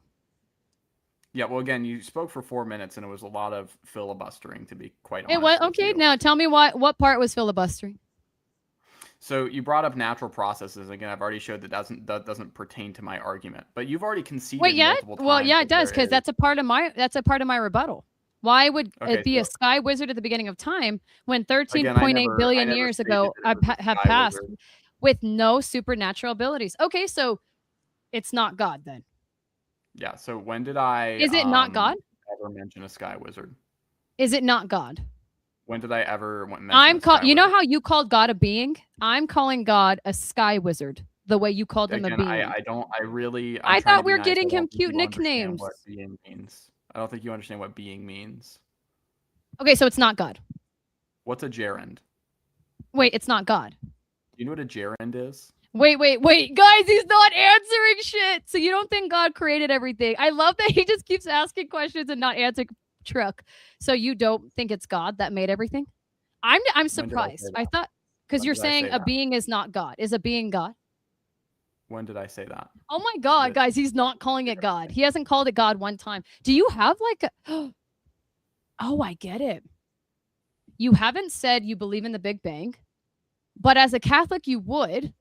You haven't said that it's a God that made everything. So you're kind of catering to maybe you're being very vague, and I think it's because you don't want to hurt any of your audience and your viewers. If you have a specific stance like evolution is real, you'll lose a giant chunk of the young earth creationist. Wait, period. I'm locking in. And if you admit that the Big Bang isn't real, you're going to lose every Catholic that likes the Big Bang. Oh my God. And if you said God is the maker of everything, you're going to lose all those agnostics, Phil bros. This is why he's being very vague. He doesn't want to land on a specific point because he doesn't want to hurt his viewership. That's awesome. So Boma detective. can you explicate anywhere in The Catholic fact that doctrine? he's pulling out his Phil bro rhetoric now because he knows he's in trouble. No, I called that him wasn't out anything on being really too vague like with this that. audience, and now So can you he's trying to pull out Phil bro rhetoric to try to look like he can take back the conversation. But in reality, he's just not being specific because he knows that it'll hurt his audience if he has a really strong stance on something. Yeah. So So why don't you just can you tell explain? I me? mean, did the Yeah. Big Bang happen at the beginning of time? I mean, the audience wants to know. Yeah. Can you explain anywhere in Catholic doctrine where we dogmatically teach the Big Bang as truth? Okay, so you don't believe in the Big Bang because That's not what I it said. was made. It was You're made by a Catholic. That's why Catholics usually stick with the Big Bang. no, but just because something's made by a Catholic doesn't mean Okay, it's so you dogma. don't think everything came from the Big Bang. So where did everything That's come not what I from? said. That's not what I Okay, said. so I'm you do asking. believe in the Big Bang. You're making a claim that it's Catholic doctrine. I'm asking if you Okay, can so show me anywhere. prove me wrong. I just said a lot of Catholic. That's why I said a huge chunk of Catholics are No, going to you drop said off you're if they Catholic, so figure you out that would. That implies doctrinal truth. I assumed. Was I assuming wrong? Yeah, it's not Catholic It's not in doctrine. the doctrine, but I'm saying a lot of Catholics believe in it because a Catholic discovered the That's Big not Bang. why they So believe in it. That wouldn't be okay, why they believe. okay. So do you believe in the Big Bang? I'll Yes. take back my comp. You do. Okay, so okay, so you believe in the Big Bang. Why were you so afraid to answer that earlier? I wasn't afraid to answer it. Yeah, I said, do you believe in it? You're like, we're not talking about that. Yeah, because we weren't talking about it. Hopefully that helps. Yeah, but you could just say yes or no. Because listen, the existence of God making everything, it would make a lot of sense if you and I were like, we both are completely aligned in how everything came to be, but our explanations on what had non-potency before differ, And I think that we could have had a lot friendlier of a conversation if we were like, yeah, we believe in evolution, we believe in the Big Bang, and we just disagree on what that first move was. And then I think we could have had a better conversation rather than kind of like repeating a lot of lines, and then it could have been a lot friendlier. So you do believe in evolution as well? So can you explain which one of my premises you disagree with? You So haven't why done do you that. want to keep going back? I already told you the numbers Because I it's my disagree with. argument. Because it's my argument. I already told you which ones I disagreed with. Really? And Can you I already even said tell me? I You already don't said it even was know my 6, 7. premises. You I don't already know what told my you it was premises 6, are. but we already got past that, right? What is premise Basically, 6? guys, he could go through 1 through 7 again, and here's what the conclusion is: the So non-potency what's being premise 6? he thinks is So what's God. premise 6? The non-potency being that I think of is a non-God, non-being. Okay, those are our 2 conclusions. We've hit a wall. I don't know what So else you what's want me to premise say. 6?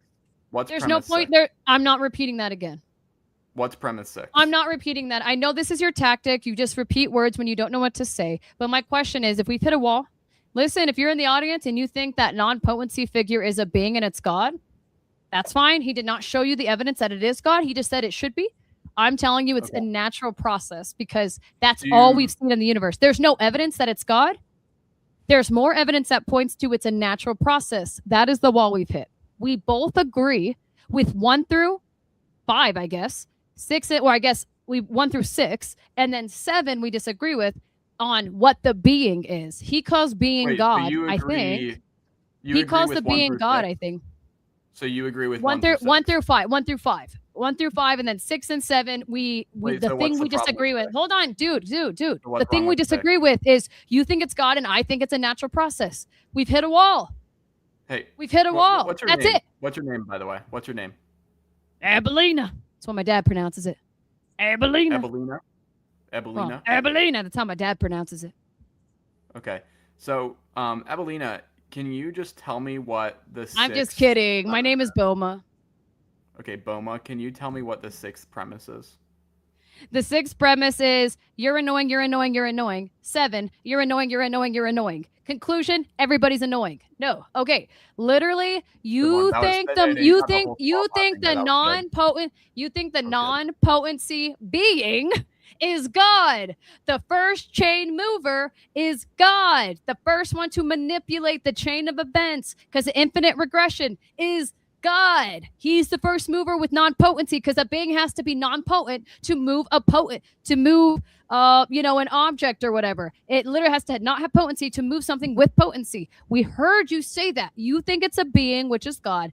I'm telling you, I think I don't even hate this argument. I hate it now.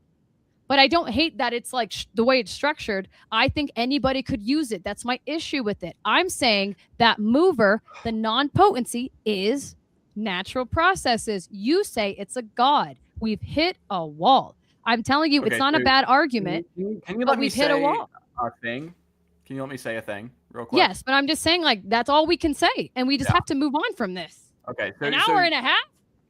So it sounds like you agree with my premises. You just think they can be applied to all worldviews. Yes, except the part that says it's a being for me. That's where we would switch out the noun. Well, actually, yeah. Yes, I agree with these premises, but anybody could switch out that noun, and it could mean anything. That's why it's not a solid argument for Christianity or any religion or even atheism. Because if anybody can use it, it's not a strong argument. So you would do agree with all of my premises. You just wouldn't necessarily conclude that it's a being.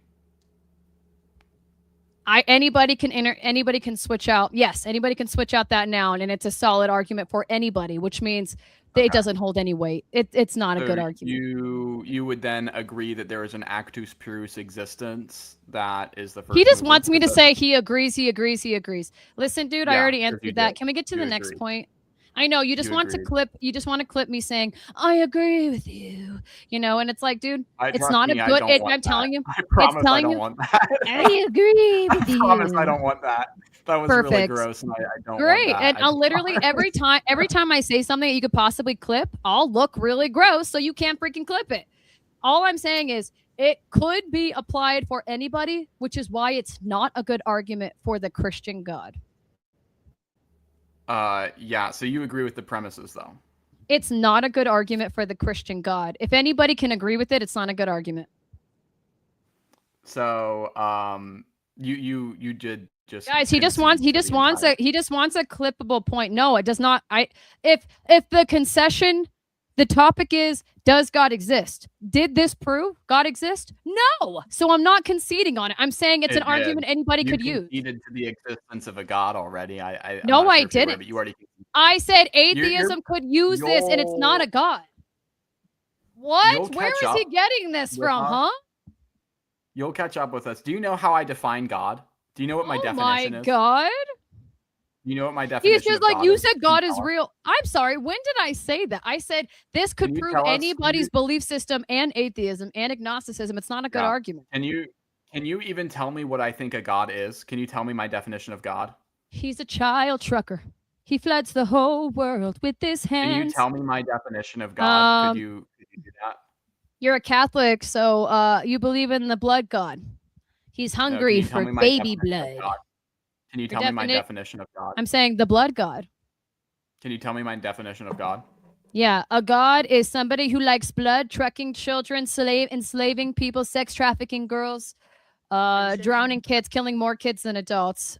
These are how your God is described. You don't know my definition. How the fuck would I know what the fuck your definition of fucking God is? This is the Christian. You're the Christian God. This is the Christian God. Hello, he's the God that parted the Red Sea and killed all the kids. He's the God that gives okay for abortion. He's the God that does more abortions in human history during the flood. He's the God that loves abortions. He's a blood God. He loves killing more kids than adults. That's the Christian God, everybody. He loves slavery, and I heard this guy likes slavery too. I heard this guy likes trucking chickens. Okay, that's the God. Can you tell me my definition for God? I don't know your fucking definition exactly word for word, but I know the Christian God. I know the Christian God. What's my definition of atheism? I already told you. What's my definition of atheism? What's my definition of atheism? I would say it's probably a non-convinced state. Oh, no, that's not my definition. What's my definition of atheism? I already told you. Did you give me? What's my definition of atheism? I already told you. Yeah, I'm not sure actually. What's my definition of atheism? See how annoying it is? You could literally just say, yeah, I'm the Catholic guy. So I believe in cannibalism. I believe in the God that trucked a 12-year-old. I believe in the God that kills more kids than adults. I believe in a God that's pro-slavery. I believe in a God. I believe in the genocidal maniac who needs blood to feel atoned. Okay, he's a bloodthirsty God. That's your God. Quit acting like that's not your God. If you are a Catholic, you are the Catholic.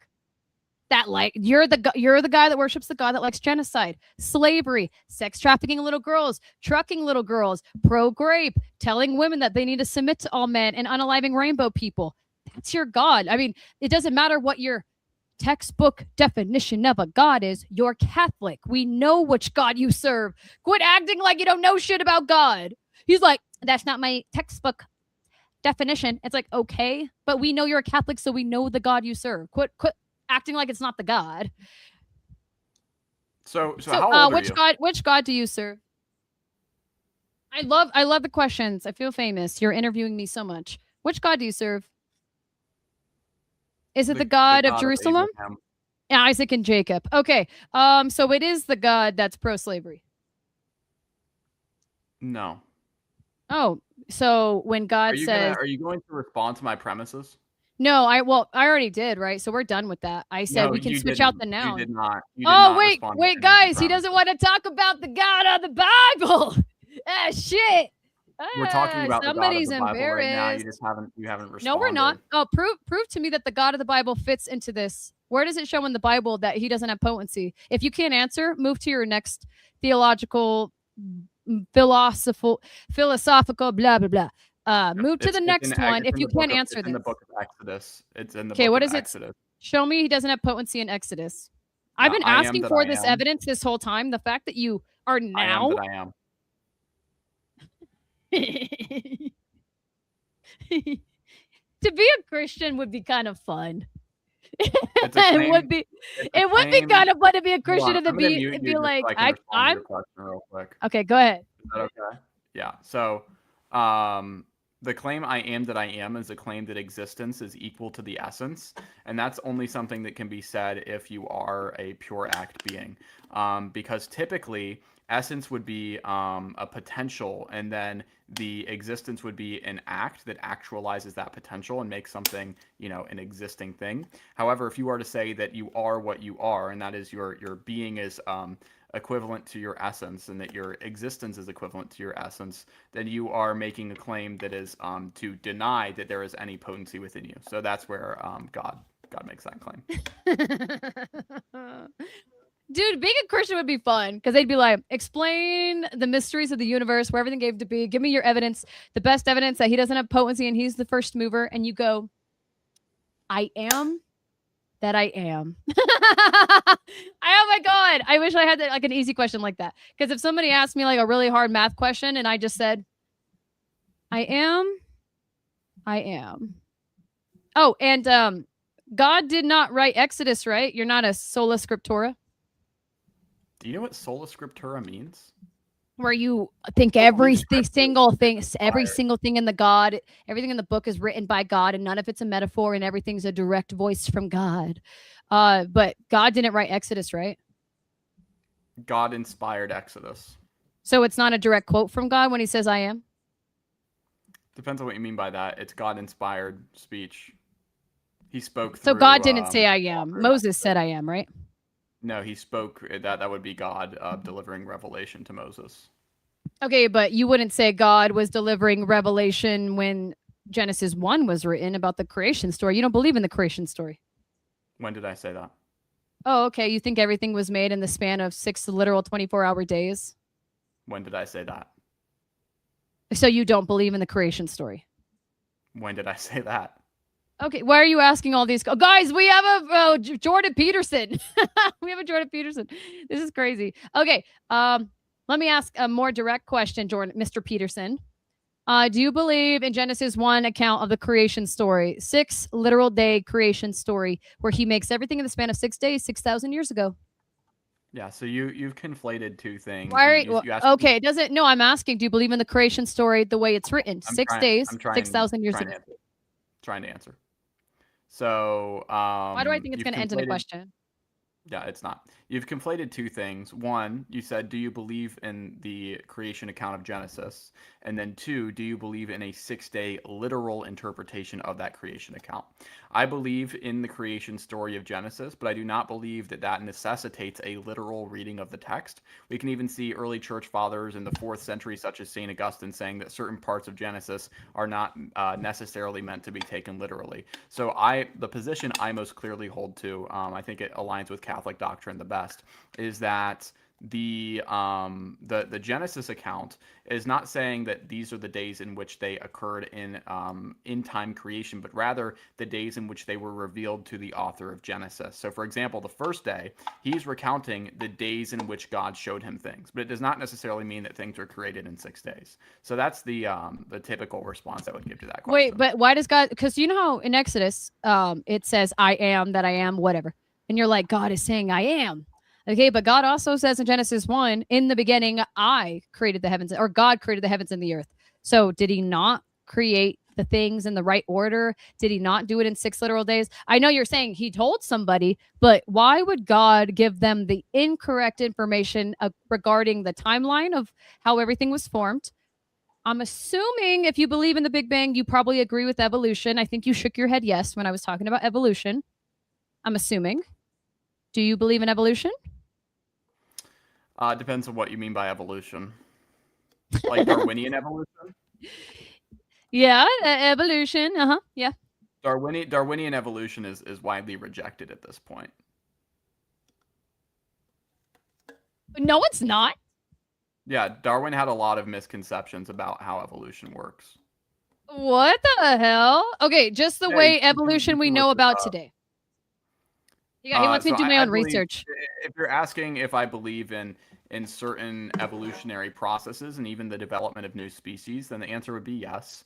But do I Okay. believe that creation itself or living organisms came from primordial sludge, as some will explicate it? No, I don't. I don't believe that. I think that's absurd. Okay, so okay.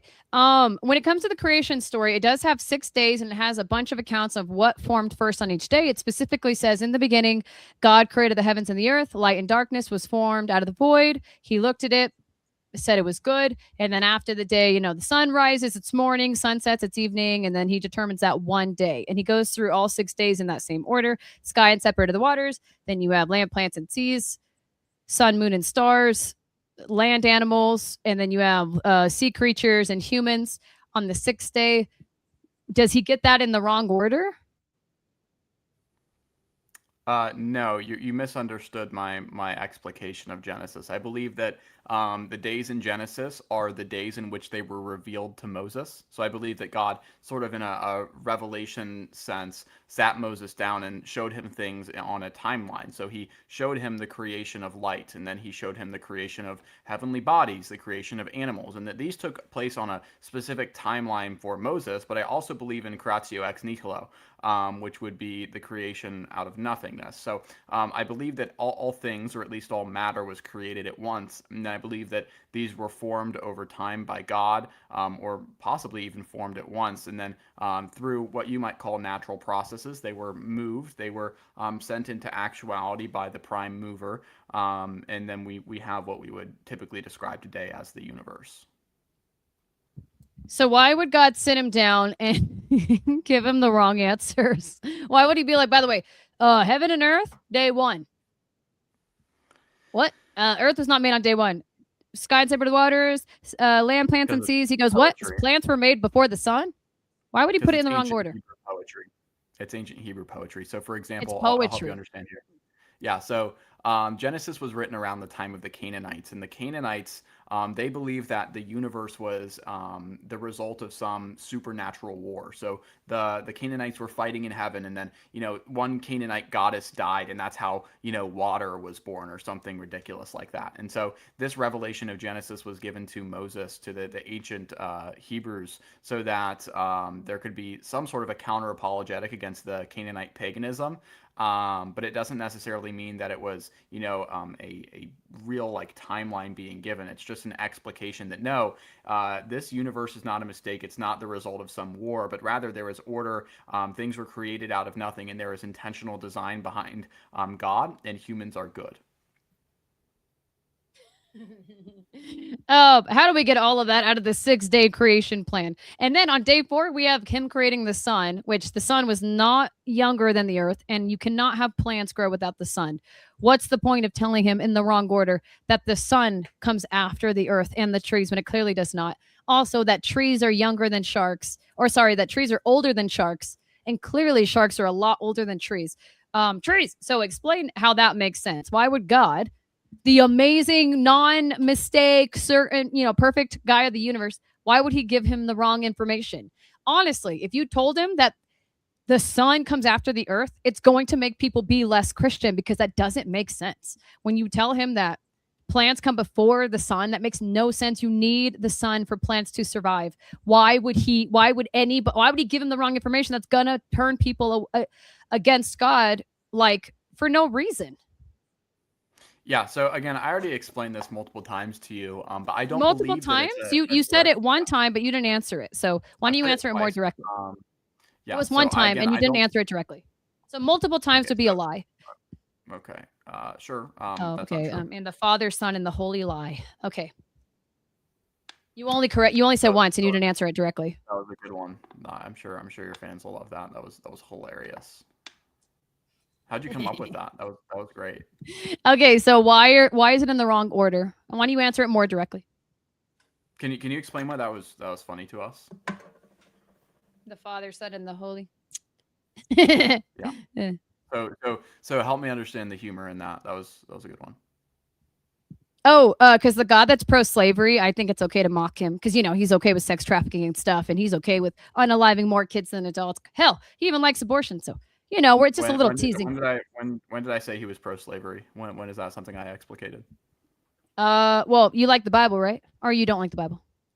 I interpret the Bible through the lens of the church. So Oh, okay. Isn't there a rumor that you were kind of apologetic for slavery at one point? yeah, I think there was a rumor, but it's not true. I don't Oh, support okay. Well, slavery. Exodus 21, 2 through 10 says, when you have a Hebrew family paying off a debt, and they go to a slave owner, and on the year of Jubilee, the seventh year of the year of Jubilee, the family can roam free. But if the master wants to keep the little girl, he could keep the little girl for herself, and she can't leave like all the males do. She has to stay and be a sex slave the rest of her life. Also in Exodus 21, 20 through 21, if a man strikes his male or female slave with the rod and dies, he will be punished. But if he survives, he needs to get back to work a day later, because he's property. Okay. Leviticus 25, 44 through 46. Your male and female slaves shall come from the nations around you. From there you may buy and sell slaves. You can bequeath them to your children as inherited property, and they can never leave, because they are owned for life. So I mean, I don't know. And even in the New Testament, the stuff you guys like, it's more pro-slavery than the old. So to say God is not pro-slavery is just breaking the ninth commandment. You're lying. Yeah. So there's a couple things. You misquoted a few of those. I think you used the phrase sex slave, but I don't think that's found in any modern translation. Oh, he says it'll force her to be his wife. So she ultimately is giving her body up, and he bought her. Where's the word force used? It says if the man sells his daughter, he can keep her. If he wants to keep her, she can't leave like her brothers do. If he wants to keep her, she's not allowed to leave like the brothers do. The force of marriage happening when it says she's not allowed to leave like her brothers do, if he wants to keep her, there's no consent. But as a wife, it's forcing her to be a wife. Just because somebody's a wife, if you're bought and somebody buys you and you become a man's husband, is that a romantic story, or are you considered a sex slave because you can't leave? Can you explicate using the text? We can pull it up on the screen if you'd like. How there's forced. Yeah, it says she's not allowed to leave. We can pull it which up. means. Do you want to tell me the specific citation? Exodus 21, 2 through 10. She's not allowed to leave like all the males are allowed to leave, which means there's no choice in that. She becomes married, which means if she's not allowed to leave and she's forced into a marriage, every time he sleeps with her, that's sex trafficking. He bought her for the purpose of him laying with her. That's sex trafficking by definition. Just because they're legally bound doesn't make it less Epstein-y. Yeah. So are you ready to actually read the full text? Yeah. Exodus 21, 2 through 10. I gave it to you. I thought you were going to pull it up. Yeah, I have it pulled up. Or do you want it screen shared? If you have it pulled up, go for it. Okay. Should I screen share it? Sure. Okay. No, please don't show them the truth. Okay. Let me put it up on the screen for us here. Okay. So when you buy a Hebrew slave, he shall serve 6 years, and in the 7th he shall go out free, for nothing. If he comes in a single, he shall go out single. If he comes in married, then his wife shall go out with him. If his master gives him a wife, and she bears him sons or daughters, the wife and her children shall be her master's, and he shall go out alone. But if the slave plainly says, I love my master, my wife, and my children, I will not go free. Then his master shall bring him to God, and he shall bring him to the door of the doorpost, and his master shall bore his ear through with an awl, and he shall serve him for life. When a man sells his daughter as a slave, he shall not go out as the male slaves do. If she does not please her master, who designated her for himself, then he shall lend her to be remedied. He shall have no right to sell her to a foreign people, since he has dealt faithlessly with her. If he designates her for his son, he shall deal her with her as a daughter.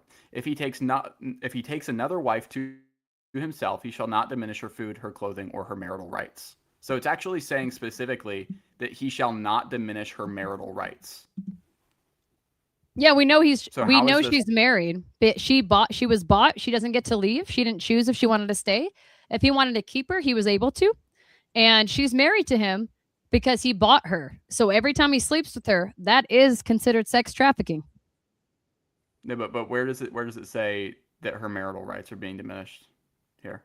It doesn't need to. She's a sex trafficking victim because she couldn't leave on her own fruition. It doesn't need to. But that was your main claim in the beginning. My main claim is she was sex trafficked. God's a sex trafficking God. Yeah. So if anybody is confused, though, and needs an explanation for that passage, you could do your own research at www.doyourownresearch.com. I'm gonna explain it for everyone. So there's a few things that need to be understood in that passage. The first would be that Hebrew slave trade already existed, and there are reforms being applied to the Hebrew slave trade by the God of Israel, Yahweh, who we would refer to as the Trinity nowadays. So this is already something that existed, and God is coming in and reforming it slowly to make it not as harsh. And remember, he can't make everything perfect yet, because that is held back for the time of Christ. And the Old Testament is actually intentionally brutal. So a lot of the commandments that we see and a lot of the reforms are actually maintained to help us understand the harshness of the world. Now, it doesn't mean that the God of Israel was not still making good steps towards reform and good steps towards ending evil. He was protecting certain rights, as you saw in there. He was protecting the marital right and other rights that different slaves could have. But the fullness of the reform comes with Jesus Christ. And that's actually the whole point of the Old Testament, is to point towards the perfection of the law of grace that comes with Christ. So we agree that a lot of the stuff in the Old Testament is harsh, but we're not saying that that is the perfection of the law, because that is Old Testament law, which is intentionally harsh and brutal. So, okay. Good explanation. So is it harsh and brutal to make Jesus look extra nice? Is it harsh and brutal to say Jesus is extra nice? No, you just basically said the Old Testament's rough. Okay, God's kind of an ass, but listen, it actually makes Jesus look nicer by default when God is like, I'm going to buy you, and I'm going to sell you, and I'm going to beat you, and I'm going to unalive you, and I'm going to abort you. It's like, damn, it actually does make Jesus look nicer by default. It's kind of what you said. You're like, due to the grace of God, God's so mean that it makes Jesus kind of look nice. Yeah, that's not what I said, though. That's a straw man of mine. You did. You did. You were like, God's really cruel, but it's okay because the grace of God brought us Jesus. It's like, yeah, God will fuck you up. If this is OT times, damn, you better run. But because it's New Testament, it actually makes Jesus look nicer by default. Yeah, and again, it wasn't the point of making Jesus look nice. It's actually a comparison of laws, not of persons necessarily. So yeah, the excuse for Exodus 21, 2-10 was, listen, guys, it's pretty messed up, but at least we have Jesus. So he didn't say she wasn't sex trafficked. He just said it's nicer that we have Jesus, so don't look at that part. Let me ask you a more important question. I think we'll get to the root of the problem. How do you ground your morality? What's your grounding for moral standards? So I have a subjective view on morality. Oh, so how can you know slapping somebody is wrong? It's my subjective worldview that it's wrong. So I can explain where I get my subjective worldview from, so we can skip all of the how do you know slapping somebody question can be passed. Yeah, I know that's coming. You believe that morality is subjective. Yeah, and you believe it's objective, set by God. So then your argument is in my opinion, God is doing bad things. Yeah. So it's more It's more specific than that. That's kind of like diminishing subjective morality for the experience of a person. A lot of things form our subjective worldview, our parents, our socioeconomic status, our gender identity, our friends, our algorithm on our phones, our indoctrination slash or in education. All of these things contribute to our subjective morality. It's why people say be careful who you're friends with. Peer pressure is a real thing because Okay, you so hold are on. like I'm not asking where your morality comes from. I'm just asking whether or not it is a when matter of your because no because opinion it's or more whether or no not it's fact. it's Hold not on. just opinion. It's not hold on it's not based on opinion or fact, right? Because opinions are That's like, what do you like subjective pickles means. on your chicken sandwich, right? So I'm telling you it's more complex. When you say it's just an opinion, you're diminishing what it truly is. So I think it's fair, rather than you try to like shut me up to try to So make my argument not look valid, you want to no. just sum it So down to can you, one word. I don't think that's being authentic to what it actually is. So I think people but deserve to know what forms our subjective morality. So it's not just opinion, because anybody could do say, you well, it could be know? your opinion to kill somebody. So you So need to know where it do you comes from. know do you know what the definition of subjective is? I have to tell you why we form these opinions, though. I No, think but it's do you more know the valid. definition of subjective? I know the definition of subjective. So Okay, what is it? What is it? rather than just teetering What on is it? But oh what is it? it's Can you my tell us what it is? opinion. Okay, no, Can we you tell already us know what it what is? fucking objective versus subjective is. What Can you I'm tell trying us to what get to subjective everybody means, is though? explaining. I'm not gonna. Can It's you can what's the you point tell of us going through what a what's the point of going through subjective means? dictionary definitions? I'm already telling you how we form our No. subjective opinions. Can you Are define you what afraid of subjective truth, is? guest? Are you afraid Can of hearing you facts? Are I'm you not a afraid guest. that I'm going to rip you up I with my can't. argument? Because why are you Can trying you to define silence me with subjective? questions? Why are you Yeah, silencing me with I'm trying questions? to Why are silence you with you questions. silencing me with questions when I'm explaining your question? You said, where do I get my subjective opinions from? I'm explaining it. If you do not want to No, hear where it comes from, then what is the explain where you get definition of objective subjective? morality from.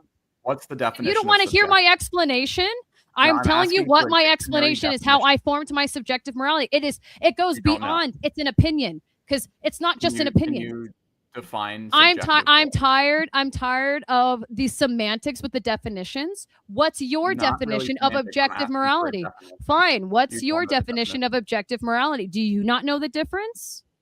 Do I'll you read not you know the the definition of difference? subjective. Based What on do you not influence know the by different the personal difference? feeling. Hold on. Hey, you gotta let me speak. You have to let me speak. Subjective means based on influence by personal feelings, tastes, opinions, or experiences rather than external facts. Hell yeah. So And what you was I think that doing? morality is that? What was I So you believe explaining? that that's where Exactly that morality comes from. definition. That was exactly how I was explaining it. Yes, that's what I was explaining. So Your you socioeconomic status, your gender identity, your sexual orientation, your friends, your indoctrination, education, your parents, wait, your hold lived on. experience, your You algorithm on think your that phone. you think that These all apply to hold on, hold subjective on, morality. hold on. You think that morality is dependent upon your sexuality? Yeah, because straight people have a different Oh lived my experience goodness. than gay people. Yes, absolutely. You think that morality is Absolutely, dependent yes. on whether or not you're gay? Yeah, look at you. You're probably straight, right? You I'm think that assuming. morality you think that Yes, morality as a absolutely. concept depends on Yes, whether or not you're gay? absolutely. Yes. And also it That's the affects on most your race as well. insane thing I've ever heard in my entire You're life. well, can I explain it rather than you just doing an ad hominem? Ah, damn it. Ah, you made me do it again. God damn it. Okay, can I explain why rather than you just doing a shiver me timber? This is I Can I think explain why rather you just insulting yeah, what I'm you saying? yeah, you can explain. I think we need to wrap this up. It's almost been 2 hours. I'll let you have the final word. You can do a whole rant and then we'll end the conversation here and I'll answer some super chats. Don't worry, audience. I know you Oh, guys a are whole yeah. rant. How lovely. Oh man. Because when you were with Parker, you were like, guys, he's my best buddy. We're best friends. We're besties. By the way, with Dean, he did say, I want my audience to go and be nice to Dean and pray for the chat and let everybody be saved during that debate. And then with me, you sent an army of middle schoolers to my live, getting my live flagged. They all came up. They were all underage. They all slurred, got me kicked a bunch of times or flagged a bunch of times for saying actual slurs, the R slur, the F slur, all these horrible things. And then they told me that you're the GOAT. So your audience reputation in the atheist space is little kids who like to slur and be disrespectful and don't respect boundaries. So this is the reputation you have from the atheist perspective. Maybe you forgot to tell them to pray for us. So just letting you know, it wasn't doing a lot of good ministering, coming to my live and doing a bunch of slurs and telling me and harassing me, and then you not replying to anything I said. So they just kept harassing me. But just letting you know, the reputation was a little yikes on bikes, and they got me flagged a bunch. So praise be to God, I guess. So anyway, if you guys are a non-believer, if you're on the fence, I go live every night. Please come join the Born Again Atheist channel. We are on TikTok. We have a group called The Coven. If you don't like the reputation that the believers have, if you think their attitudes are cochinos, then come see us. We do care about human rights. We're very progressive. And what I was going to say about why race can determine morality and sexuality can determine morality. When you are in a different lived experience, you are going to either lack empathy or have more empathy. Oppressed, marginalized groups like trans kiddos, kids, people in the LGBTQIA plus as a whole, or people of color, they are going to have different experiences than white, straight, cis people. White, straight, cis people don't have the same obstacles to overcome. So when you are marginalized and you have to overcome systemic racism, homophobia, transphobia, you're going to start having empathy towards other marginalized groups because you know what it feels like to be oppressed. When you're a white, cis, straight dude who's a Christian, you're a Mog, man of God, you're not going to be oppressed. So you're not going to be worried about other people. You're going to get out of my country. You know, you know what I mean? But if you're marginalized, it's gonna come with empathy. It's why a lot of women are very compassionate and nice. It's not because we are feminine and we're built that way. It's literally because like we're oppressed. Also, we know what it's like to take care of life, to birth life. So we have more empathy towards life because we know what it takes to actually make life. Whereas men don't actually have that experience of knowing what it takes to make life. So they don't have as much empathy going in the back end of that. So yes, all of these things do matter. You are a Christian, guest. I know you voted for Trump. I know you support ICE potentially. I know you don't like the rainbow. I know you are homophobic and transphobic. I know that you don't like the liberal left. I know you probably talk about anti-feminism and anti-abortion just because, not because I'm judging you, because usually Christians have these ideologies. I promise everybody in the chat feels the same way. It's why I'm a leftist liberal lunatic with a nose ring who's very progressive, who wears devil horns. That's just how it works. I'm on the left, so because I deconstructed, I'm probably going to be more left. You're conservative probably because you're on the right. And if you're not, probably small minority. It's just because of our lived experiences. When I was a Christian, I was on the right. I was a MAGA supporter on the right as a Christian.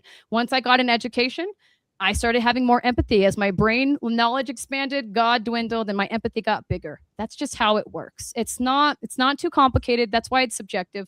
You can only know what you know. You can only be indoctrinated with what you're indoctrinated with. That's why it is subjective. If morality is objective, guest, then you have to be okay with selling girls into sex slavery. You have to be okay with killing babies. You have to be okay with mauling 42 boys with 2 bears. You'd have to be okay with that. Right? Because if it's objectively set by God, you have to be okay with that. And he's doing all this like, meh, I don't want to hear about God. That's just your book. It's in there. So either God is the objective standard and he says unalive rainbow people burn women at the stake. He goes, I'm bored. It's talking about God and God's boring. That's why your being objective doesn't make sense unless you think rainbow people should be stoned to death. All right. Is that it? Oh, I'm so bored. I'm bored hearing about the Bible. Yes, that's it. Okay. Well, thank you so much for coming on. This was a fun discussion. I know I had a good time. Thank you for everybody who came up and watched. And if you want to shout yourself out real quick so that people can know where to find you, go for it. Born Again Atheist on all streaming platforms, YouTube, Instagram, but I do all of my live debates on TikTok every single night except Mondays. So come join us. It's late in the PM. So if you are a night owl, we are the perfect community for you. Come join us. We're going to go live right after this on TikTok. So why don't you guys hop over there and I will flip on TikTok and we'll continue these debates because they're just too damn fun. Once again, Born Again Atheist, shout out to the Coven. Praise be to the Coven. Praise be to thee. We are happy you're here. But thank you so much for watching. All right. Yeah. Thanks so much for coming on. Guys, I'll answer some super chats right now, but huge thank you to Born Again Atheist. Please, guys, nothing but kindness to her. All right. God Thank bless you. you. All right. That was a conversation. Wow. I don't know what to say. Guys, I just want to point out 680 super chats. I'm going to do my absolute best to answer these, but unfortunately, and don't think this is because I want more money or anything like that. But you have to understand there's 685. So I'm going to try and be as fair as possible and only answer the ones that are over $20 first. That's really the only good way that I can do this. And if I do not answer your question, please have mercy on me. Know that it's not like out of greed or anything. It just is the most fair way to do it. But I will only be answering super chats over $20. And again, I know that can come across as a certain way. I really am not trying to do that.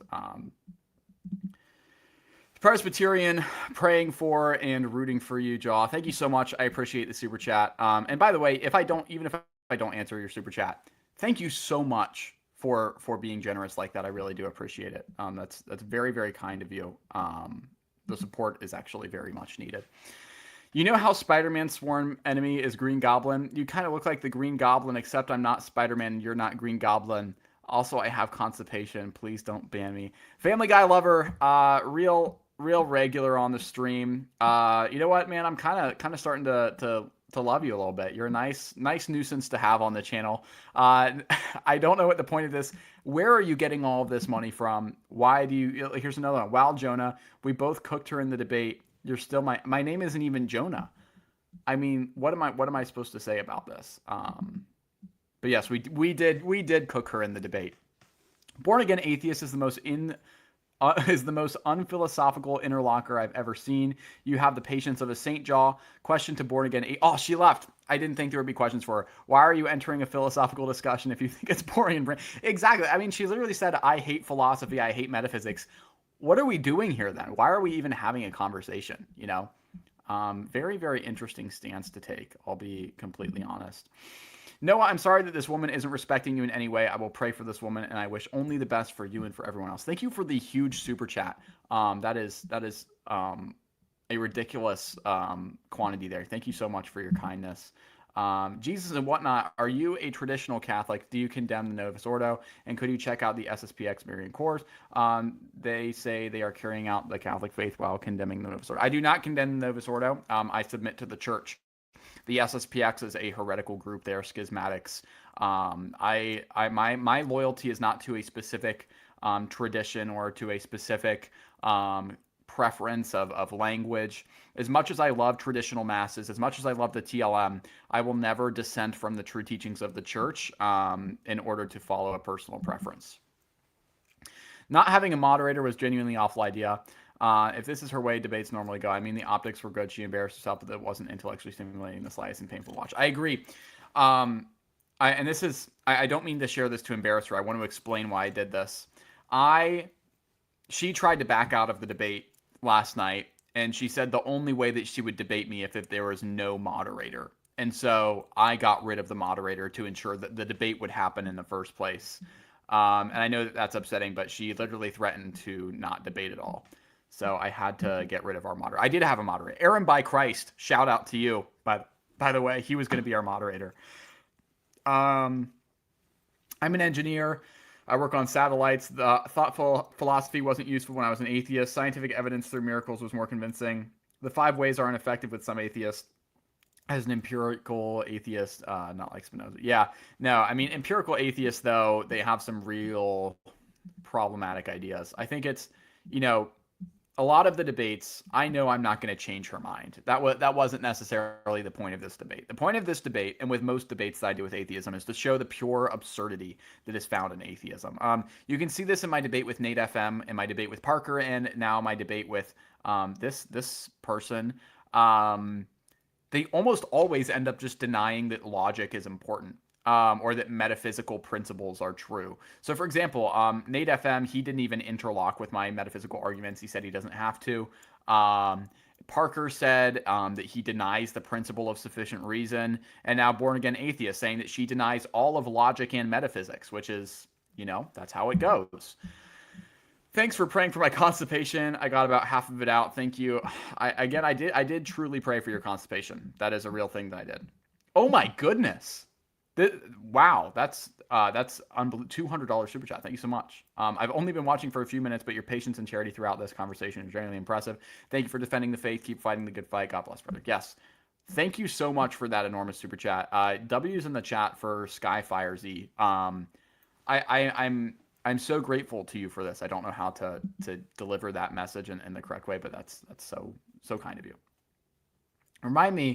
This reminded me of Trent versus Pearl. Sorry you had to go through this. Yeah, I would say they were similar, but that was not my favorite debate I've ever had. I'll be completely honest. I've had more enjoyable debates. Question for Born Again Atheist. Dang it, she's gone. How do you feel if you didn't have breakfast this morning?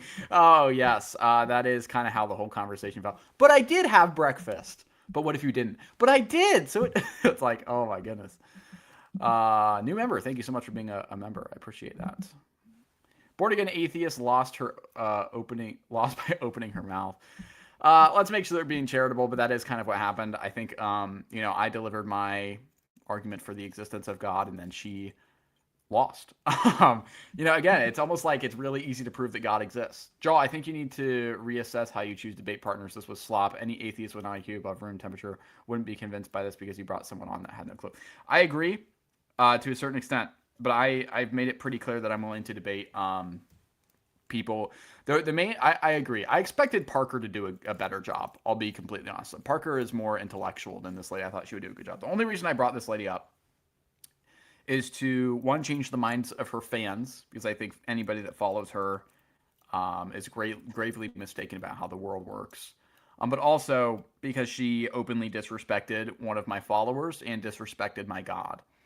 And so sometimes you need to show the absurdity of these people's stances. Nobody messes with my followers like that. Like the things that she was saying, she was openly laughing at and mocking my follower, specifically the one that brought her up, said, "Hey, I want you to debate Jesus and whatnot." If you're watching this, thank you so much to that person who went on her live and told her to debate me. I'm sorry that she treated you that way. That's disgusting. Thank you again for the huge super chat. Good grief. This lady is so bad faith. Every discussion she has shows she either doesn't understand basic logic or has terrible bad faith person. Man, no comment on that, but I would agree she needs to do better. Born Again Atheist is a terrible person to have a discussion with. Yeah, I agree. She was bad faith. I'll just leave it there. I missed the first 10 minutes of the live stream. Can you go back for me? You can go back. Family Guy lover. Who are you? Dude, this guy must have like genuinely infinite money. If you're new to the channel, please subscribe, by the way. But if you're new to the channel, she just this Family Guy lover, he sends like 20 super chats a day, just like with like the most brain rot comments of all time. Like he would, like yesterday, it was just all about how he couldn't poop or how he's constipated. I'm like, what are we doing here? Lord, forgive her for a blasphemy, praying for your mental health. No, your patience is same. Like, I appreciate that. Yeah, guys, please pray for her. I think that's kind of the point that we're at right now, that prayer is just going to need to happen. Hey, Jaw, what's your opinion on public executions when it comes to the death penalty? I think we agree on the point that it should be used sparingly, but still on the table. Also got, yeah. So I have a whole video. It's called "Should We Execute All Homosexuals?" which is a joking title. But no, I have a whole video on this. I would say we generally, as a general rule, should not use the death penalty. However, there are some circumstances in which it's necessary. So, for example, here's an analogy that might help. Imagine that you see like a homeless person on the street and they're begging for money. Now, it's obviously the right thing to do. You should give that homeless person money. Oh, crap, guys. We have to go back to the bad camera. Sorry about this. We have to go back to the bad camera. I have to...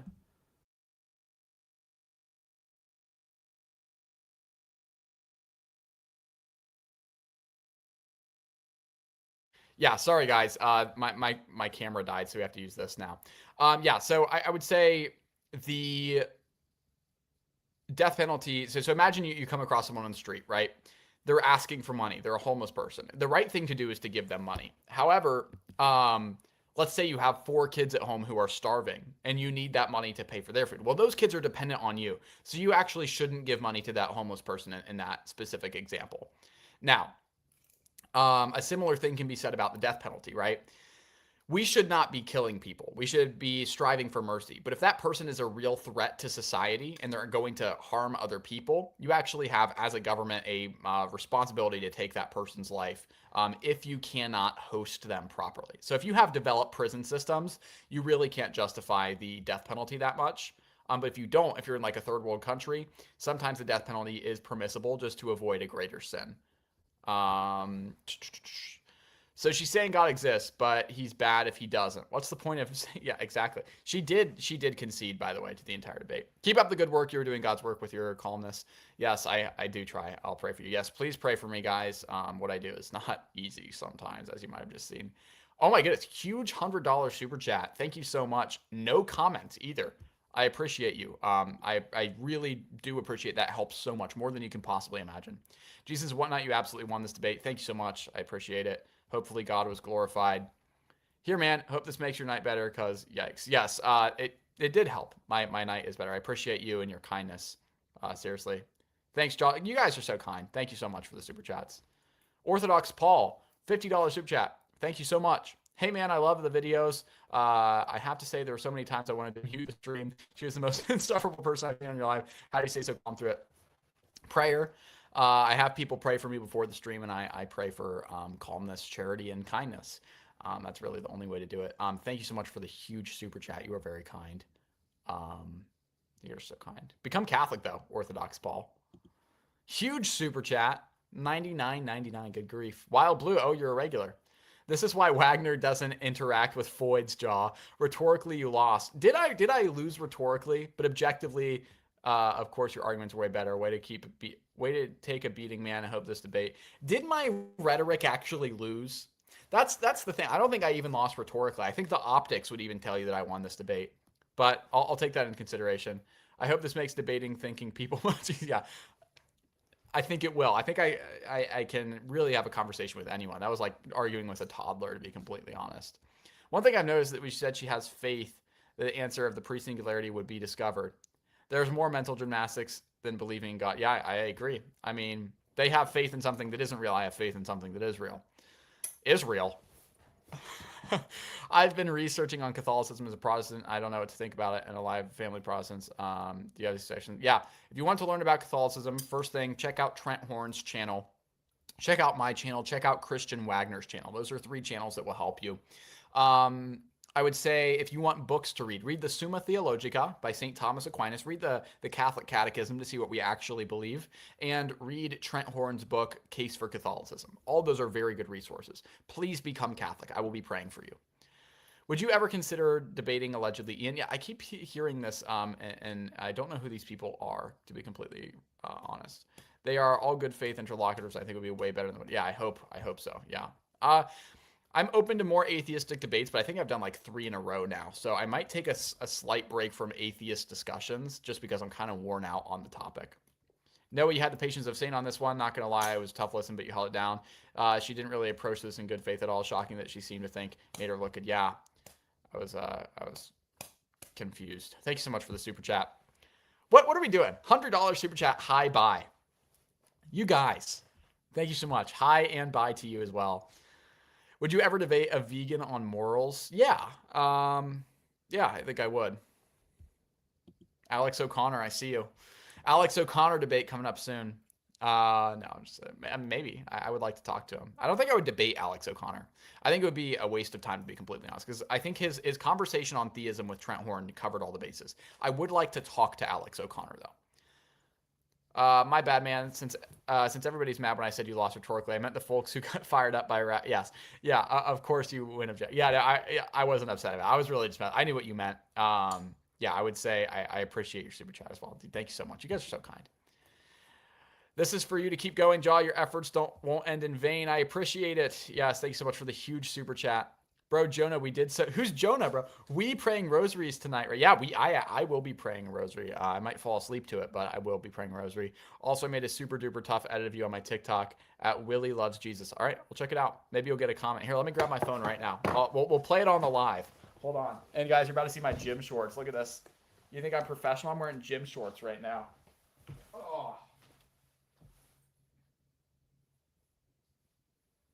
Oh crap. My phone's at 1%. I guess I can't watch. Maybe I can pull. All right, I'll have this. Will have to be an afterwards thing. I'm so sorry.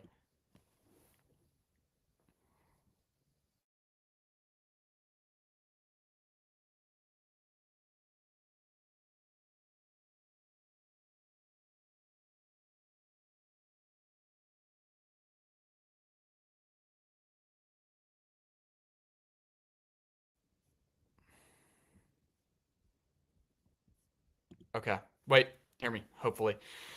Yeah, I'll check it out after. I apologize. My phone is dead or at 1%. So if I brought it over here, it would just die while I looked it up. But Willie loves Jesus. Okay, I'll see if I can find it. Thanks for what you do. I hope these things don't get to you too much. Not really. I'm pretty strong in my faith. People can, you can insult me. You can blaspheme my God in front of me, and really the only thing that it does is just make me sad for you. I hope God has mercy on her. Truly. Okay. I'm bisexual and Christian, and assuming that we are all homophobic is just disrespectful and wrong. Exactly. Um, and again, I'll clarify my stance on homosexuality. I think all homosexual desires are disordered. Acting and consenting to those desires is sinful. However, simply having a temptation is not a form of sin in itself. At least not it's not a personal sin. It can be a result of original sin. But to have concupiscence is not sin itself. And so just to clarify there with you guys. Yeah. I think that we can take from this debate that Bornagainatheist is a huge fan of Benjamin Netanyahu. Maybe she did seem like she was pretty liberal though, so I doubt it. But again, just to be clear, I don't support Benjamin Netanyahu. Did you see TikTok from the Eddie Liger asking to have a discussion with Carlos Guerra? I don't know who either of those people are, unfortunately. And again, I feel bad saying that, but like I just don't know who these people are. So I can't make any commitments. I don't know things about them, unfortunately.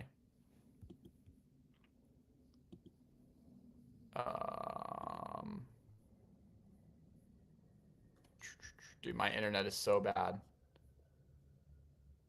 My internet is so bad. Okay, got it up on screen. Is it okay to be a chud cell? Because this debate genuinely made me one. I don't hate women. I have 4 sisters, but I've been questioning ever getting married. Overall, women have been acting away that's making me hard to imagine being with one. Become a priest, bro. I'm not going to lie. Not a good showcase for the women. That was the first woman I've had on my channel. Not a good showcase for them, to be completely honest. Not a good showcase. Yeah, disappointed in the women. No, I think women are great. I love women. But become a priest if you can't see yourself being with one. I love Jesus wants us to pray for their sister in surgery. Yes. Okay, everybody pray for that person's sister in surgery. I will also pray tonight.